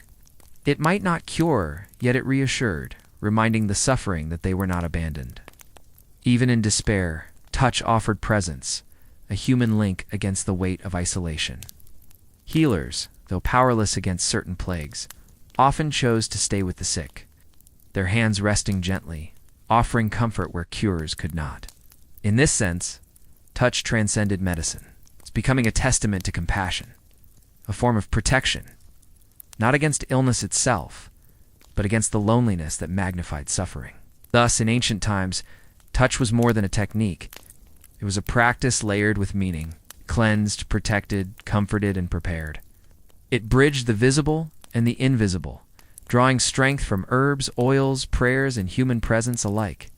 Whether performed in temples with ritual solemnity, in bathhouses amid laughter and chatter, or in quiet homes by family hands, touch was always more than the sum of its motions. It was both anchor and shield, a reminder that healing was not only of the body, but of the spirit, safeguarded by the simplest of gestures, the human hand laid gently upon another. In the rhythm of daily life, touch was not reserved only for rituals, ceremonies, or sacred spaces. It found its place in the marketplace, the household, and the small, ordinary moments that shaped the flow of each day. Farmers, returning from long hours spent beneath the sun, rubbed their own forearms and legs as they washed away dust, coaxing comfort from tired muscles with simple, repetitive motions. In the marketplace, vendors who stood for hours might stretch their backs, pressing their own hands into stiff shoulders, or exchange quick, knowing gestures of relief with fellow traders. Even without formal healers, people instinctively understood that their hands were tools of restoration, ready to soothe aches when remedies were distant or too costly. Families carried this wisdom most deeply, passing it silently from one generation to the next. A mother, easing a child's fever, pressed a cool hand against the brow, not because it could cure the illness, but because the touch itself reassured. Children clung to parents' hands, not only for guidance, but also for safety, finding comfort in the warmth of skin against skin. Grandparents sat quietly, smoothing aching knees with slow, circular rubs, teaching through example that care did not need words, only presence. These gestures rarely appeared in records or inscriptions, for they were considered too common to be noteworthy. But they were perhaps the most enduring form of healing, the quiet, habitual acts of touch that shaped how people experienced both hardship and comfort. Communities also recognized the restorative power of gathering in shared spaces where touch was natural and expected. Bathhouses in Rome, or public washing areas in villages, became more than places of cleanliness. They were centers where bodies were tended through massage, oiling, and gentle scrubbing. Here, one's weariness was not hidden but addressed openly, as neighbors and attendants helped each other restore strength. Soldiers back from campaigns found release in these spaces, where firm, grounding hands worked away the fatigue of long marches. Merchants, stiff from journeys, found the same relief. In these communal environments, the act of being touched was normalized, not an indulgence, but a necessary part of maintaining the self. Even festivals and celebrations carried moments of touch as healing. Dancers, after hours of movement, rubbed each other's arms and legs to ease strain. Storytellers, weary from long recitations, might receive simple massages from apprentices as they rested their voices. The act was not grand, nor was it viewed as special. It was simply part of life, woven seamlessly into the ways people cared for each other during times of both labor and joy. Just as music and food were shared, so too was the care of touch, offered freely and without ceremony. What made these everyday practices powerful was their consistency. Like medicines that came and went or rituals that were occasional, touch was always available. It was there in the press of a hand during greetings, in the clasp of arms during farewells, in the simple act of leaning against a friend during conversation. These gestures might seem trivial in isolation, yet together they formed a constant reminder that life, with all its burdens, was never carried alone. In this way, touch became the invisible fabric of community life. It was not discussed as philosophy or codified as doctrine, yet it shaped how people endured. It eased the aches of laborers, soothed the fears of children, steadied the weary, and calmed the restless. 8. It was unremarkable and yet indispensable, carried out in homes, markets, bathhouses, and streets. And though it left no lasting monuments of stone or ink, it endured more strongly than temples or texts, passed quietly from hand to hand, generation to generation. Through touch, communities held themselves together, one gentle gesture at a time. As people moved, so too did the traditions of touch. Soldiers marching across distant frontiers carried memories of the firm hands that had soothed them after battles, and when they rested in foreign lands, they often sought similar care from local attendants, blending practices of one culture with those of another. A Roman legionary might find himself in a Greek bathhouse, receiving massage in a style shaped by centuries of Athenian custom, while a Greek traveler in the East might encounter oils and techniques unlike anything familiar, infused with spices or scents carried from faraway coasts. The art of touch traveled along with trade goods, crossing mountains and seas, mingling as naturally as languages and songs. Each new contact did not erase what came before, but added layers, so that healing by hand became a universal thread, stitched together for many traditions. Traveling healers themselves were bridges between cultures. Carrying small flasks of oil and little more, they moved from village to village, offering their skills in exchange for food, shelter, or coin. Wherever they went, they absorbed new methods, watching how local people rubbed aching joints or prepared their own oils, then blending those lessons with what they already knew. Over time, their practices became patchworks of many lands, each touch carrying traces of countless journeys. In this way, knowledge did not sit still but flowed, spreading gently through hands rather than scrolls, learned not from texts but through the intimacy of presence. For merchants, the spread of touch was tied closely to trade. As goods moved across deserts and seas, so did rituals of care. In bustling markets where silk, spices, and metals exchanged hands, merchants shared practices of restoring tired bodies. A trader from the East might describe to a Roman the soothing effect of sandalwood oil, while a Roman might explain the ritual of the strigil, that curved tool used with oil to cleanse the skin.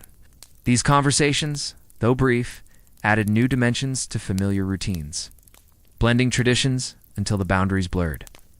In this way, healing through touch became a language spoken across cultures. It's understood without words, requiring only the universal recognition of weariness and the desire for comfort. Pilgrims, too, carried these practices with them. On their way to sacred sites, they stopped at villages, welcomed by locals who offered rest and care. A pilgrim might receive massage from a stranger's hands before continuing their journey, carrying not only the blessing of the shrine, but the memory of human kindness experienced along the way. These exchanges were simple, often unremarked, yet they carried weight. For the pilgrim, touch became part of the sacred journey, an invisible gift received on the path. For the giver, it was a way of extending hospitality, reminding the traveler that even far from home, they were not beyond the reach of care. Wanderers and storytellers likewise carried traditions of touch from place to place. A bard, welcomed into a household for a night, might receive food, drink, and the relief of a host's hands pressing oils into weary shoulders. In return, they carried that kindness into their stories, weaving fragments of healing gestures into their tales, ensuring that the memory of touch spread even to those who had not experienced it directly. Through this exchange, touch entered into the fabric of myth and story, becoming not only a physical practice, but a cultural motif, a symbol of hospitality, compassion, and connection across borders. What is striking about this slow diffusion of touch is its universality.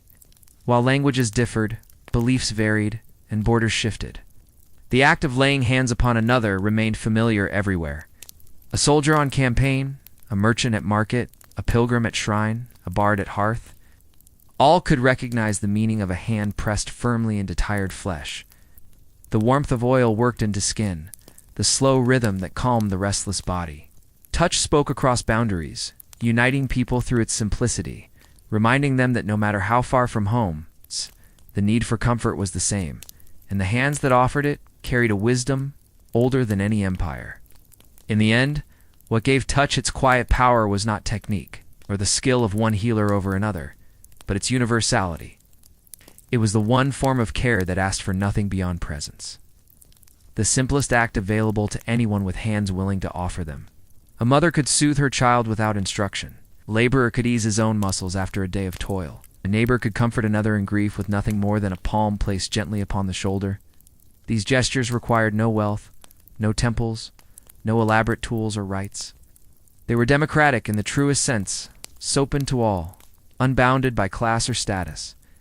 In a world where empires rose and fell, where knowledge was guarded by a few, touch belonged to everyone. Its strength lay also in its persistence. Temples crumbled, bathhouses fell silent, and rituals faded into memory, but the hand's instinct to comfort remained unchanged. Even when history forgot the words of prayers or the recipes of oils, the practice of touch endured. A weary traveler centuries later would still rub his calves at the end of the road. A mother, in any time, would still press her palm to her child's cheek to reassure them in the dark. In this way, touch defied time, flowing quietly from generation to generation. A form of healing that outlasted the monuments and philosophies that once surrounded it. Touch also carried dignity, told the sufferer that they were seen, that their pain was acknowledged, that their body mattered. In moments when illness or hardship threatened to make one feel invisible, a simple hand upon the skin affirmed their presence. This dignity was not bound to outcome, even when touch could not cure, even when suffering lingered. The presence of another was a reminder that no life passed unnoticed. To be touched kindly was to be valued, to be reminded that worth was not measured in strength or health alone, but in the shared humanity of connection. Perhaps this is why touch was so often remembered long after the moment itself had passed. People carried the memory of it into their dreams, recalling the warmth of hands long gone, the comfort of gestures that needed no words. In lonely hours, the recollection of a hand once held could provide solace, proof that one had been cared for. Memories of touch wove themselves into the fabric of stories and songs, preserved in quiet details that slipped into myths and lullabies. These traces lingered even when the physical touch was no longer possible, echoing across time as a form of healing and memory. The ancients may not have spoken of touch in terms of science or physiology, yet their wisdom remains clear. They understood that touch softened breath, slowed the heart, eased the restless mind. They knew that in moments of pain or fatigue, the presence of another's hand mattered as much as any herb or charm. Their practices were not framed in theories, but lived through experience, proven not by written doctrine, but by centuries of repetition, by countless hands laying gently upon countless bodies. The truth of touch required no explanation because it was felt, and in feeling it, people knew its worth. So as segment 5 draws to a close, the image that remains is not one of elaborate rituals or grand ceremonies, but of something simpler, two hands meeting in quiet recognition. Perhaps it is the mother soothing her child, or the healer easing a warrior's burden, or the stranger offering kindness to a traveler far from home. It does not matter whose hands, nor where, nor when. What matters is the constancy the way touch has followed humanity across centuries. Always present, always healing, not through power or spectacle, but through gentleness, presence, and the unspoken language of care. Long before music was written down in careful notations, before instruments were tuned to scales and harmonies we now recognize, there was sound in its most natural form, the hum of voices, the rhythm of footsteps, the echo of wind moving through hollow reeds. To the ancients, these sounds were not simply background to life. They were woven into the experience of healing. A chant repeated in a temple was not entertainment, but a medicine of rhythm. A drum beat rolling in steady cadence was not a performance, but a balm that drew the body into alignment with its pattern. The world was alive with vibration, and in those vibrations, people sensed a power that could soothe, guide, and even restore. Picture a small chamber carved of stone, its walls smooth from centuries of touch. At its center stands a priest or healer, holding no herbs or blades, no tools of the physician's craft. Instead, there is only the voice, rising low and steady, carrying a chant that has been passed from one generation to the next. The sound fills the chamber, not in sudden bursts, but in long, flowing tones, each note seeming to press gently against the skin of those who sit and listen. And the patients, weary from pain or travel, close their eyes, and as the rhythm continues, their breathing slows. The sound does not cure their wounds, yet it eases the tension that clenches their muscles. It softens the restlessness that keeps them from sleep. In this way, healing begins not with the body itself, but with the spirit quieting, the mind surrendering to a rhythm older than memory. Across lands and centuries, the same pattern appears. In Greek temples dedicated to Asclepios, the god of healing, patients who sought cures often lay in darkened halls, waiting for dreams that would reveal the path to recovery.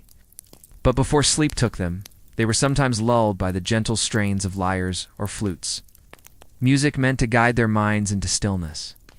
The Egyptians, too, carried harps into sacred spaces, their strings plucked in slow, repeating patterns that mimicked the cycles of breath. Far away in India, Vedic hymns were chanted for balance and purification. The syllables chosen not only for meaning, but for the resonance they produced in the chest and throat.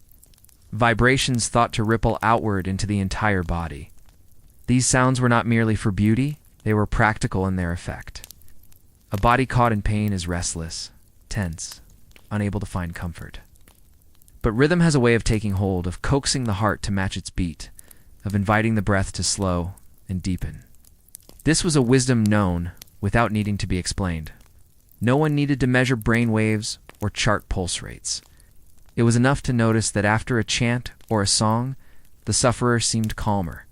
Their sleep came more easily. Their pain felt lighter. To the ancients, that was proof enough. What is striking, when one listens carefully to the echoes of these practices, is how simple they were. No elaborate orchestras, no crowded stages, no great spectacles of sound, just a drum struck in steady time. just a voice rising and falling like waves, just the strum of a string repeated patiently, almost endlessly, till the listener could no longer tell where the sound ended and their own breathing began. Healing, in these moments, was not forced. It arrived slowly, like a tide, lapping at the edges of weariness, until at last the body yielded to its rhythm. In this way, ancient people found that sound could reach where hands could not. A healer's touch could ease sore muscles, but sound could quiet the restless mind. Herbs could soothe fever, but chant could carry a sufferer into the peace of sleep. Together, they formed a tapestry of care, where body, spirit, and senses were treated as one. The sound was not separate from the healing. It was the healing. It's a reminder that sometimes the most profound restorations begin with nothing. More than a breath drawn into a song and released into the waiting air. Imagine stepping into one of the great Roman bathhouses, not at the crowded hour of midday when chatter and splashing filled the halls, but in the early dawn, when the air still carried a hush and the pools were quiet. The floors of marble and mosaic reflected the glow of torchlight, and water moved softly through stone channels, trickling in streams that echoed faintly beneath vaulted ceilings. In this stillness, sound became something more than background. It became the companion of healing. The steady dripping from an unseen fountain, the distant gurgle of heated pools, the muffled footsteps of a lone bather. It was as though the entire building hummed with life. People came to cleanse the body, but they also lingered for the atmosphere, for the way these sounds blended together into a rhythm that could lull the restless mind into ease. The Romans, known for their engineering, understood the subtle language of echoes. Bathhouses were designed not only for function, but for resonance. When voices rose in conversation, they carried gently across the chambers, softened by the curves of stone. Even the simplest murmur seemed to multiply and stretch, wrapping the listener in a cocoon of sound. This was no accident. To sit in such a place was to be reminded that one was not alone, that the air itself carried the presence of others. For those weary of travel, those burdened by pain or sorrow, the hum of voices and water together created a reassurance deeper than words. Healing began not only with the warmth of the pools, but with the sense that one's body rested within a living harmony of sound. The effect was subtle, but powerful.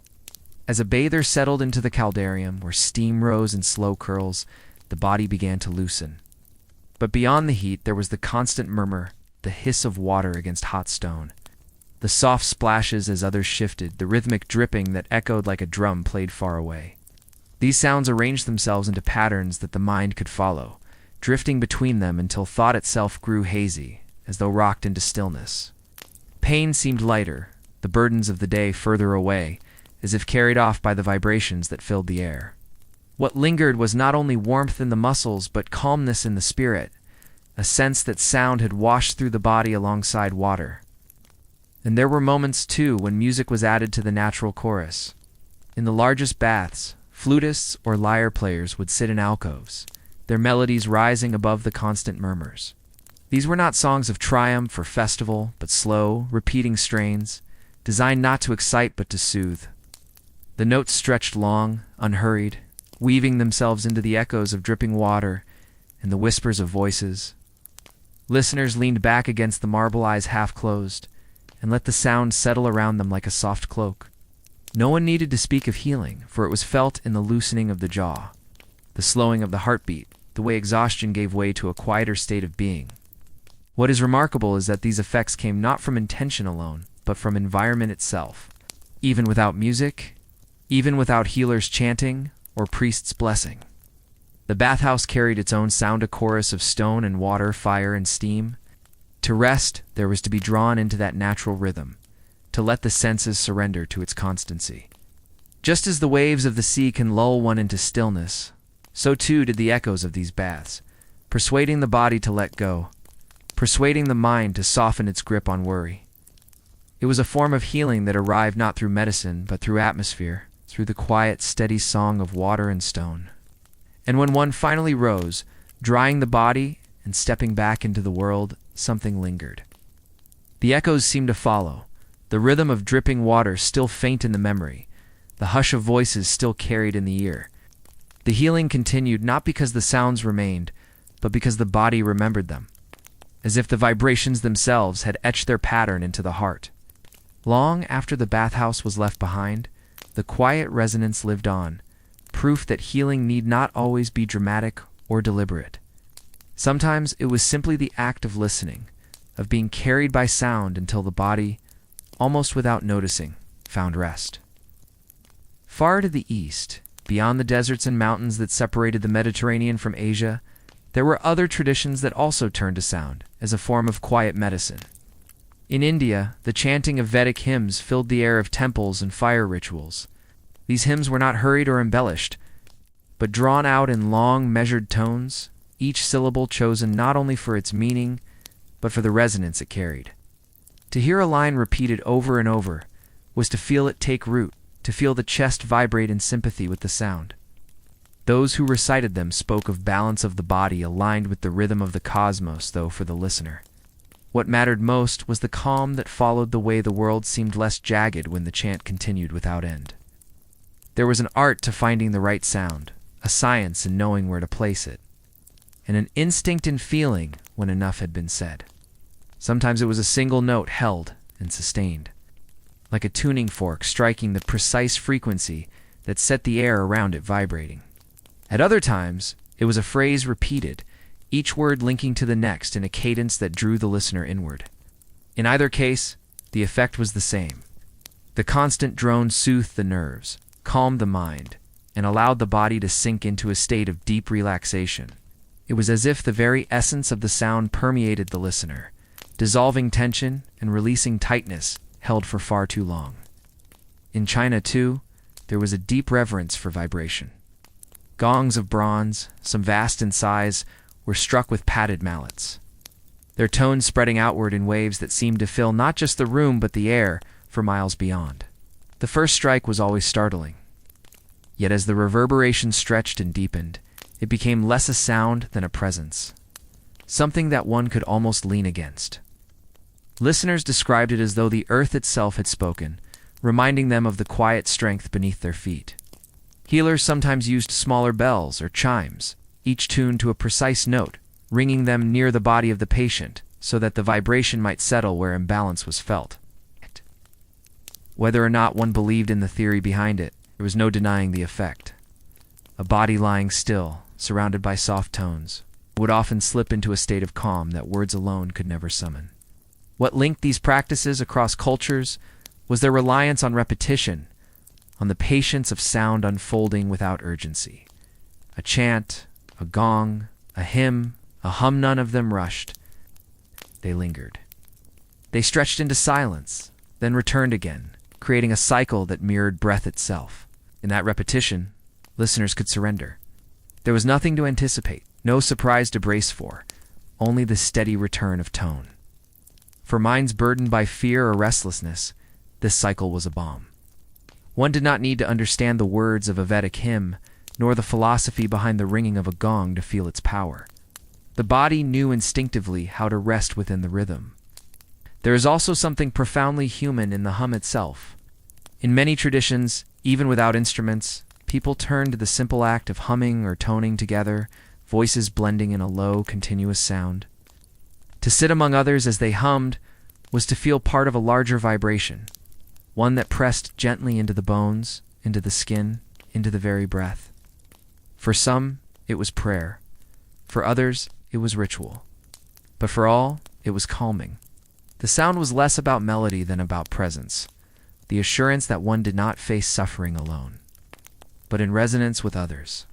Healing was carried not only in the sound itself, but in the act of sharing it, in the way voices merged into something greater than any one person could produce alone.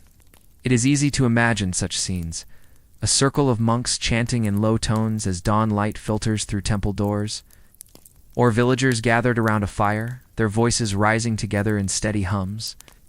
The sounds may have differed, the words may have shifted with culture and time, but the purpose was the same: to calm, to steady, to remind the body of its rhythms, to heal not through force or cure, but through sound's gentle invitation to rest. And as with touch, as with water, the effect often lasted beyond the moment. Long after the chant ended, long after the gong's final vibration faded into silence, something lingered, a memory of calm, a body reminded of how to be still, a mind softened by resonance. Not all healing sounds in the ancient world were crafted by human hands or voices. Many of them belonged to nature itself, and people, long before they built temples or strung instruments. The ancients listened to the rhythms already alive around them. They heard the song of the eternal sea, waves folding and unfolding upon the shore, one after another, without pause. To sit near the water was to be reminded of something greater than oneself, a pattern that continued long after worries had passed. The ancients often traveled to the coasts for ritual or rest, drawn not only by the salt air but by the sound itself, a sound that seemed to wash the mind as thoroughly as the body.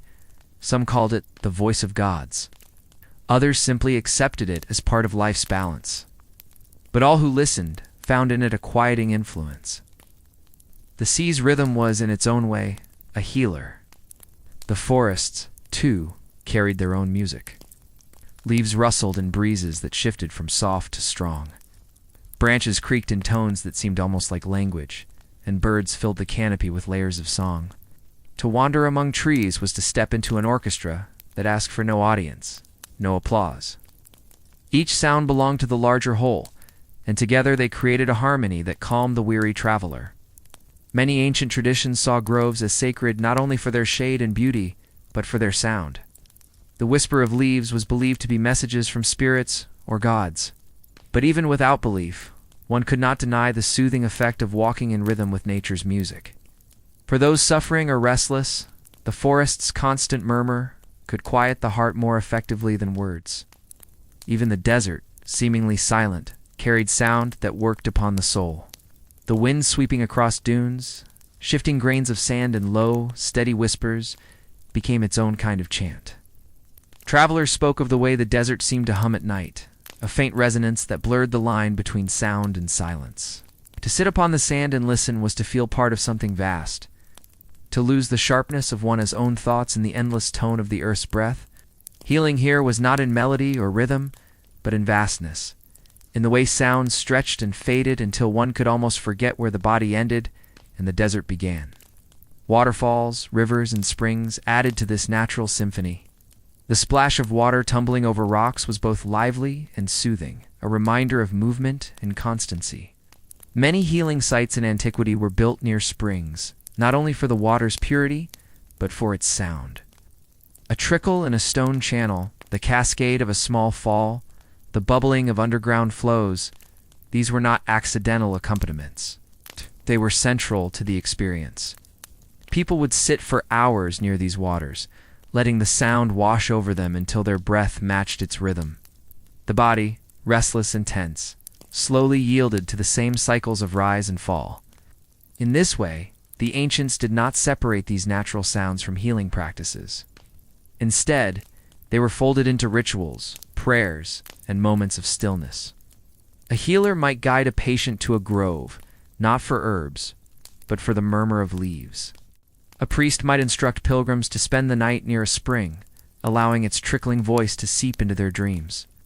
A weary traveler might pause by the sea not simply for rest, but for the comfort of waves repeating endlessly. Sound was not decoration. It was medicine, and the natural world provided it freely. What is striking is how little was required to feel its effect. One needed no training, no knowledge of chants or hymns, no instruments at hand. It was enough to listen, to let the wind, the sea, the trees, or the river speak. The ancients may have clothed these experiences in myth, saying gods or spirits sang through nature, but the truth was simpler and no less powerful. Sound itself in its endless variety gave the body reason to release its grip on worry.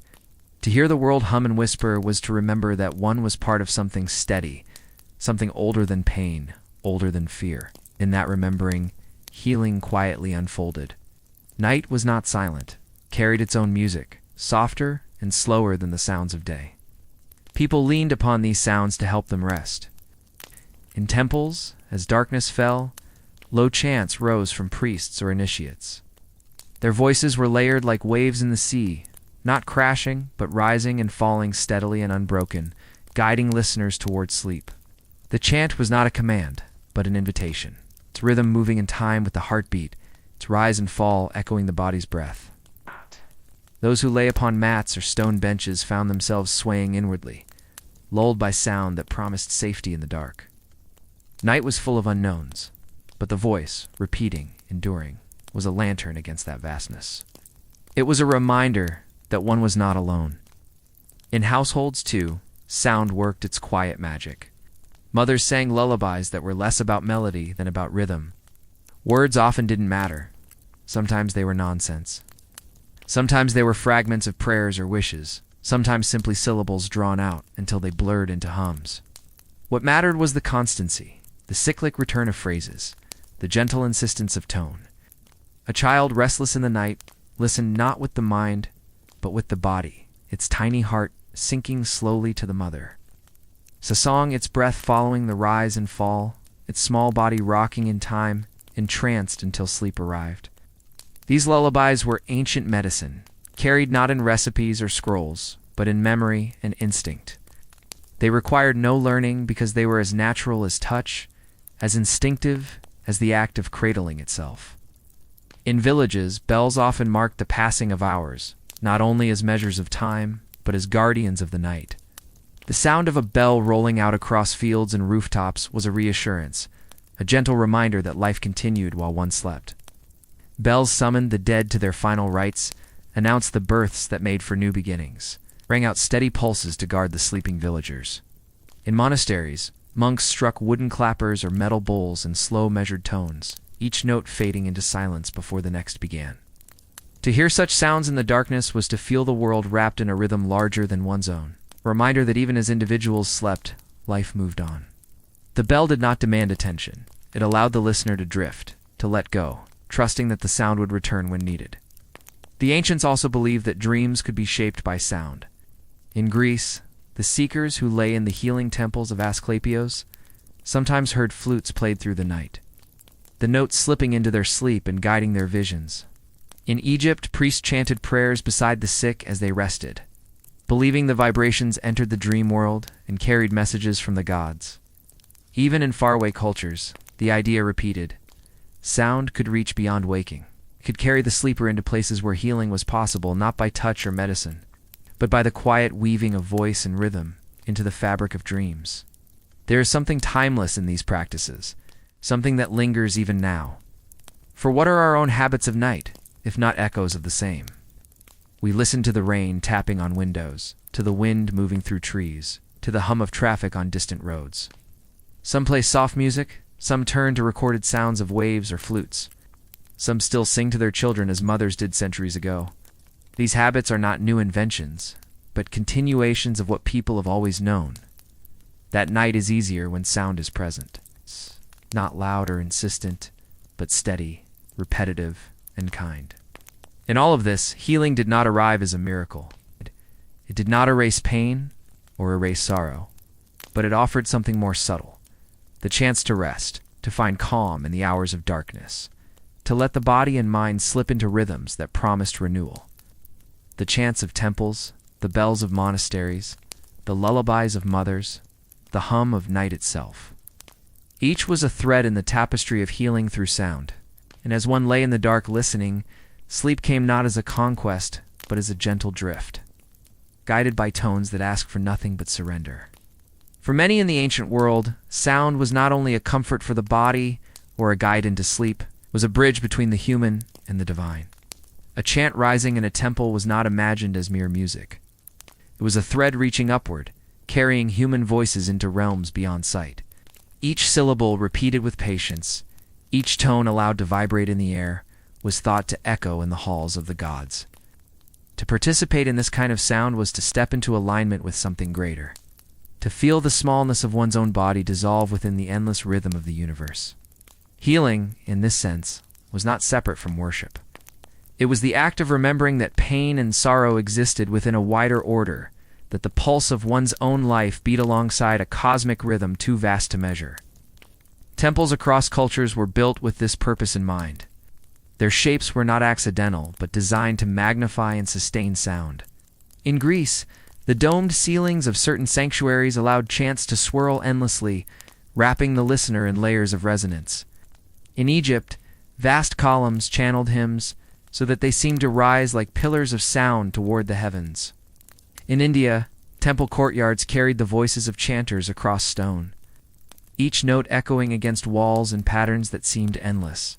The architecture itself became an instrument, ensuring that the sound did not vanish but lingered, surrounding worshippers in vibrations that felt eternal.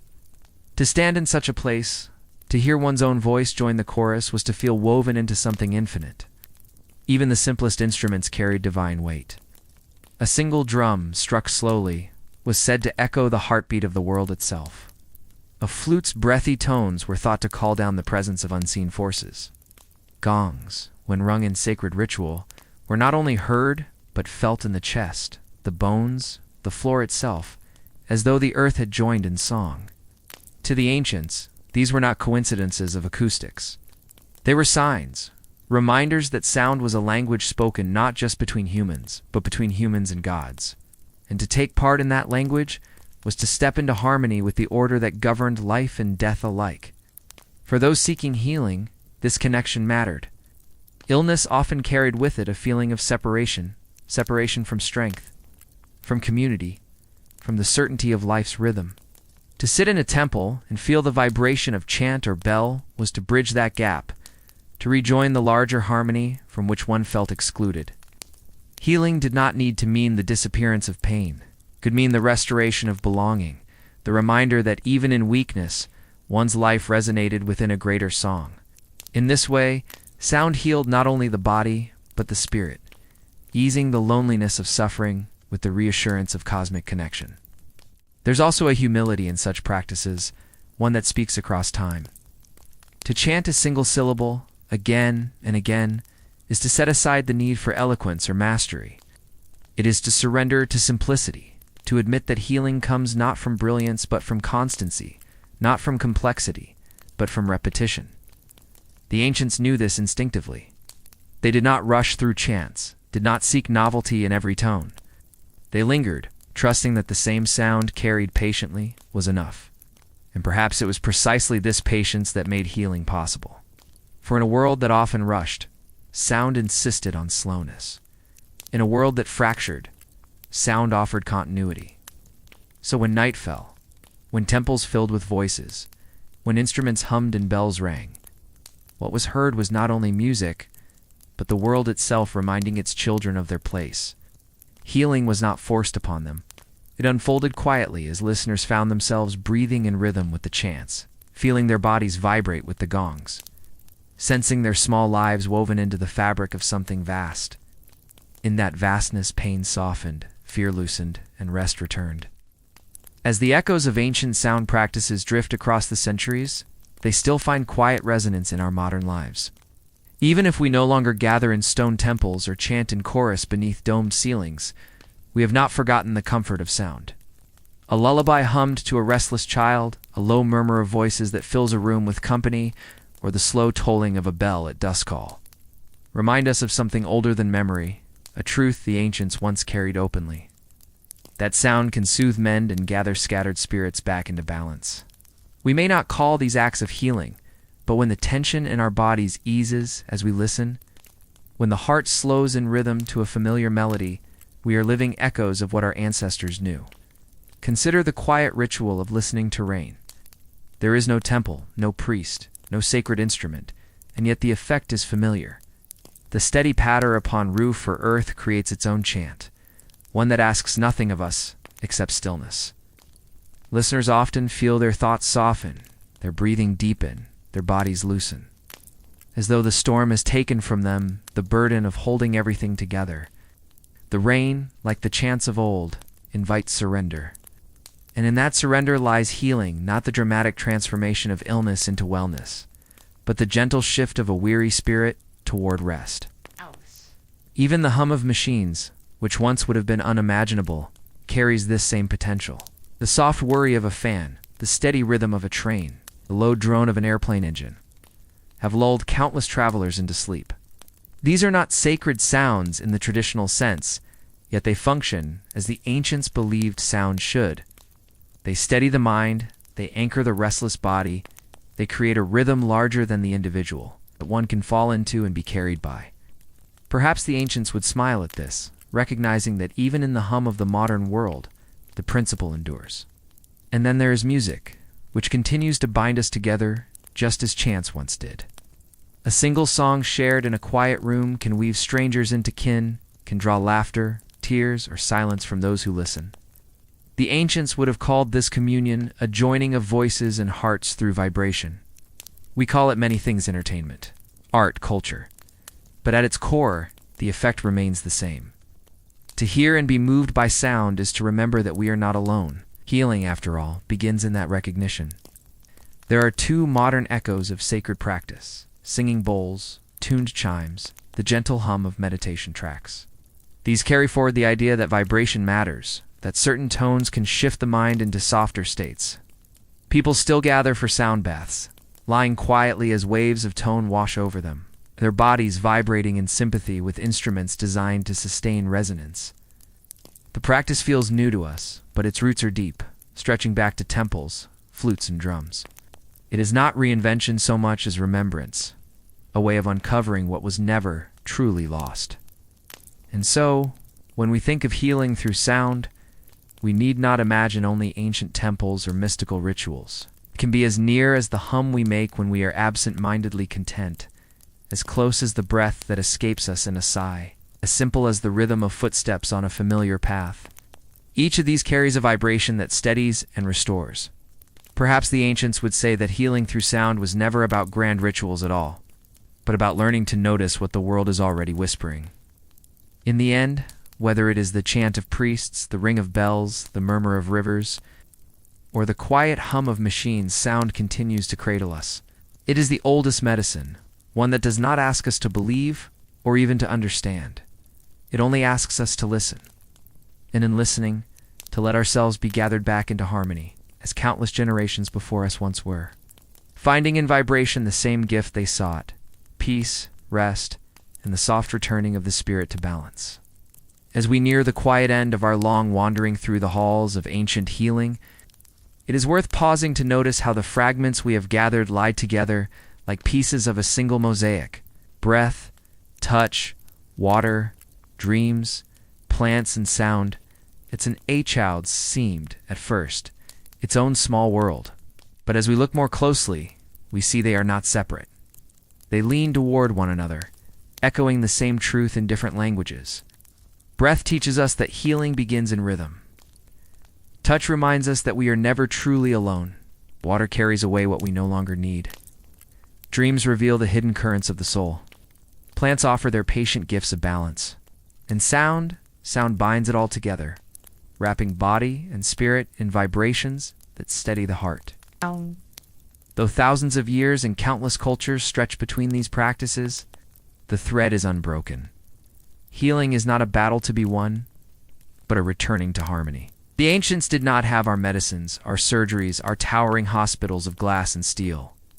Yet they had patience, observation, and the willingness to listen to their bodies, to the earth, to the rhythm of sky and sea. They saw illness not as an enemy, but as a sign, a messenger pointing toward imbalance. To heal was to restore balance, to return to the flow of life rather than to fight against it.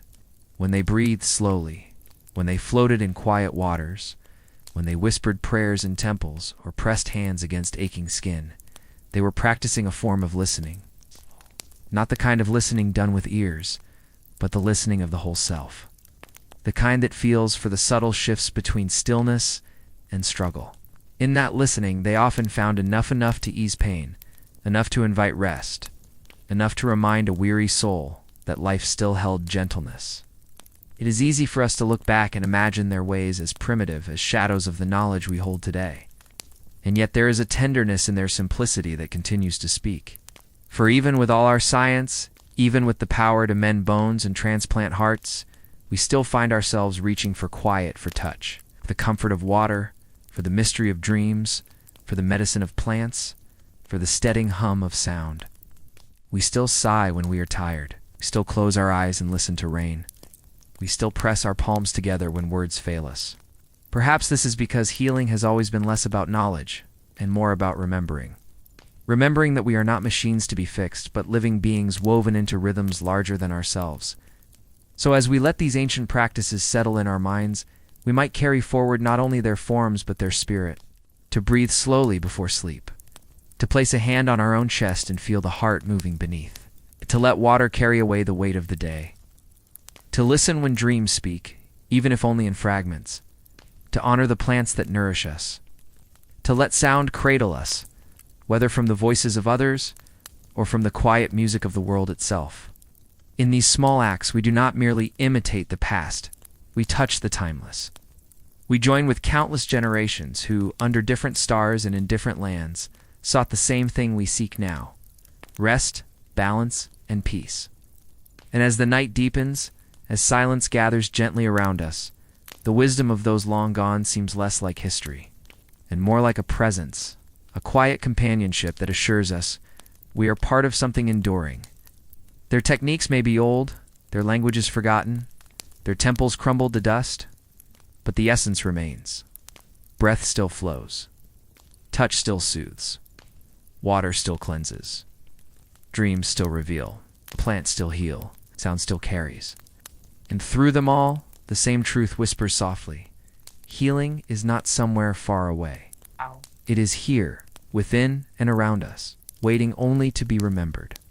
And so, as this long journey draws toward its quiet end, imagine yourself lying beneath a night sky, the same sky under which countless ancient souls once rested. The stars above are no different from the ones that guided healers, dreamers, and wanderers thousands of years ago.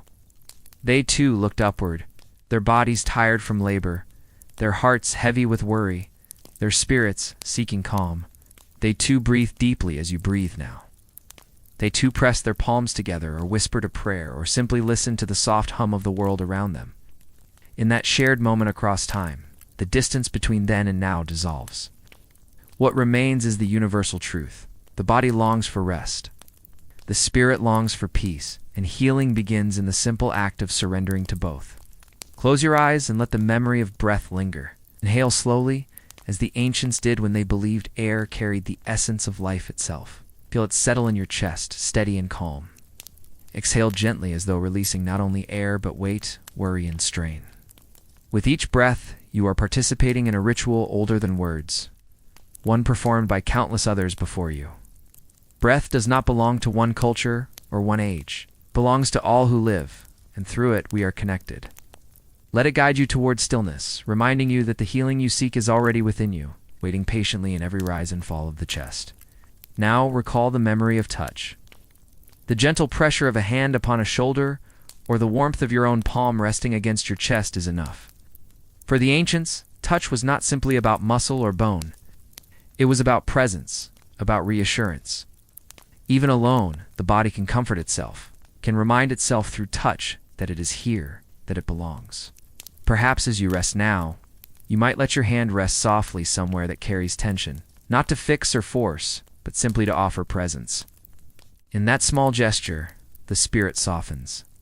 Think of water, endlessly flowing, endlessly cleansing. Imagine a river gliding past in silence, its surface catching the moonlight. You do not need to step into it. You need only to picture its quiet current carrying away dust, fatigue, and heaviness. The ancients believed that water carried away what no longer served them. Let it do the same for you. Let the river in your imagination flow on, washing away thought after thought, leaving only calm behind. Let dreams approach as they once did for those who lay down in temple chambers, waiting for visions to bring guidance. Tonight your dreams may come quietly, without effort. They may not reveal mysteries, but they will bring rest. And rest is the truest gift of all. Trust that whatever images appear, whatever fragments rise, they are simply the language of your inner self speaking softly, helping you drift deeper into peace. Let the plants of memories surround you, fields of lavender, forests of cedar, gardens of sage. Their scents are not here, yet their presence can be imagined, and imagination is enough. Picture the gentle fragrance moving through the air, grounding you, steadying you, cradling you in their timeless offering of calm. And at last, let sound guide you. Perhaps it is the hum of silence, the faint rhythm of your own heartbeat, or the imagined chant of voices long gone, rising and falling in harmony. Whatever sound you hold, let it carry you, as the ancients were carried, into stillness. You do not need to cling to it. It will linger on its own. Simply listen and let yourself be held. In this weaving together breath, touch, water, dreams, plants, sound, you are not simply remembering ancient healing. You are living it here and now. Healing does not need to be dramatic. It can be as soft as this moment, as gentle as lying in the dark and letting the body yield to rest. Across thousands of years, countless others sought the same, and tonight you join them. You are not alone. The rhythm of life that sustained them sustains you still, and with that knowing you may let yourself drift, slowly, peacefully, into sleep. And now, with the journey nearly complete, imagine all the fragments of ancient wisdom gathered in a circle around you, like gentle companions keeping watch in the night. Breath sits at one side, slow and steady, reminding you that life flows gently and without demand. Touch rests nearby, offering quiet reassurance that presence itself is healing. Water murmurs softly, its current carrying away the weight of the day. Dreams linger at the edge, ready to rise and unfold when your eyelids grow heavy. Plants release their quiet fragrances, unseen yet felt, weaving calm into the air. And sound, soft and endless, drifts all around, humming the world's lullaby. None of these demand anything of you. They are simply here, as they always have been, waiting to cradle you in their ancient embrace. Let your body grow heavier, sinking slowly into whatever holds you. Imagine the earth itself beneath you, vast and steady, carrying you as it has carried all who came before. There is no need to hold yourself up anymore.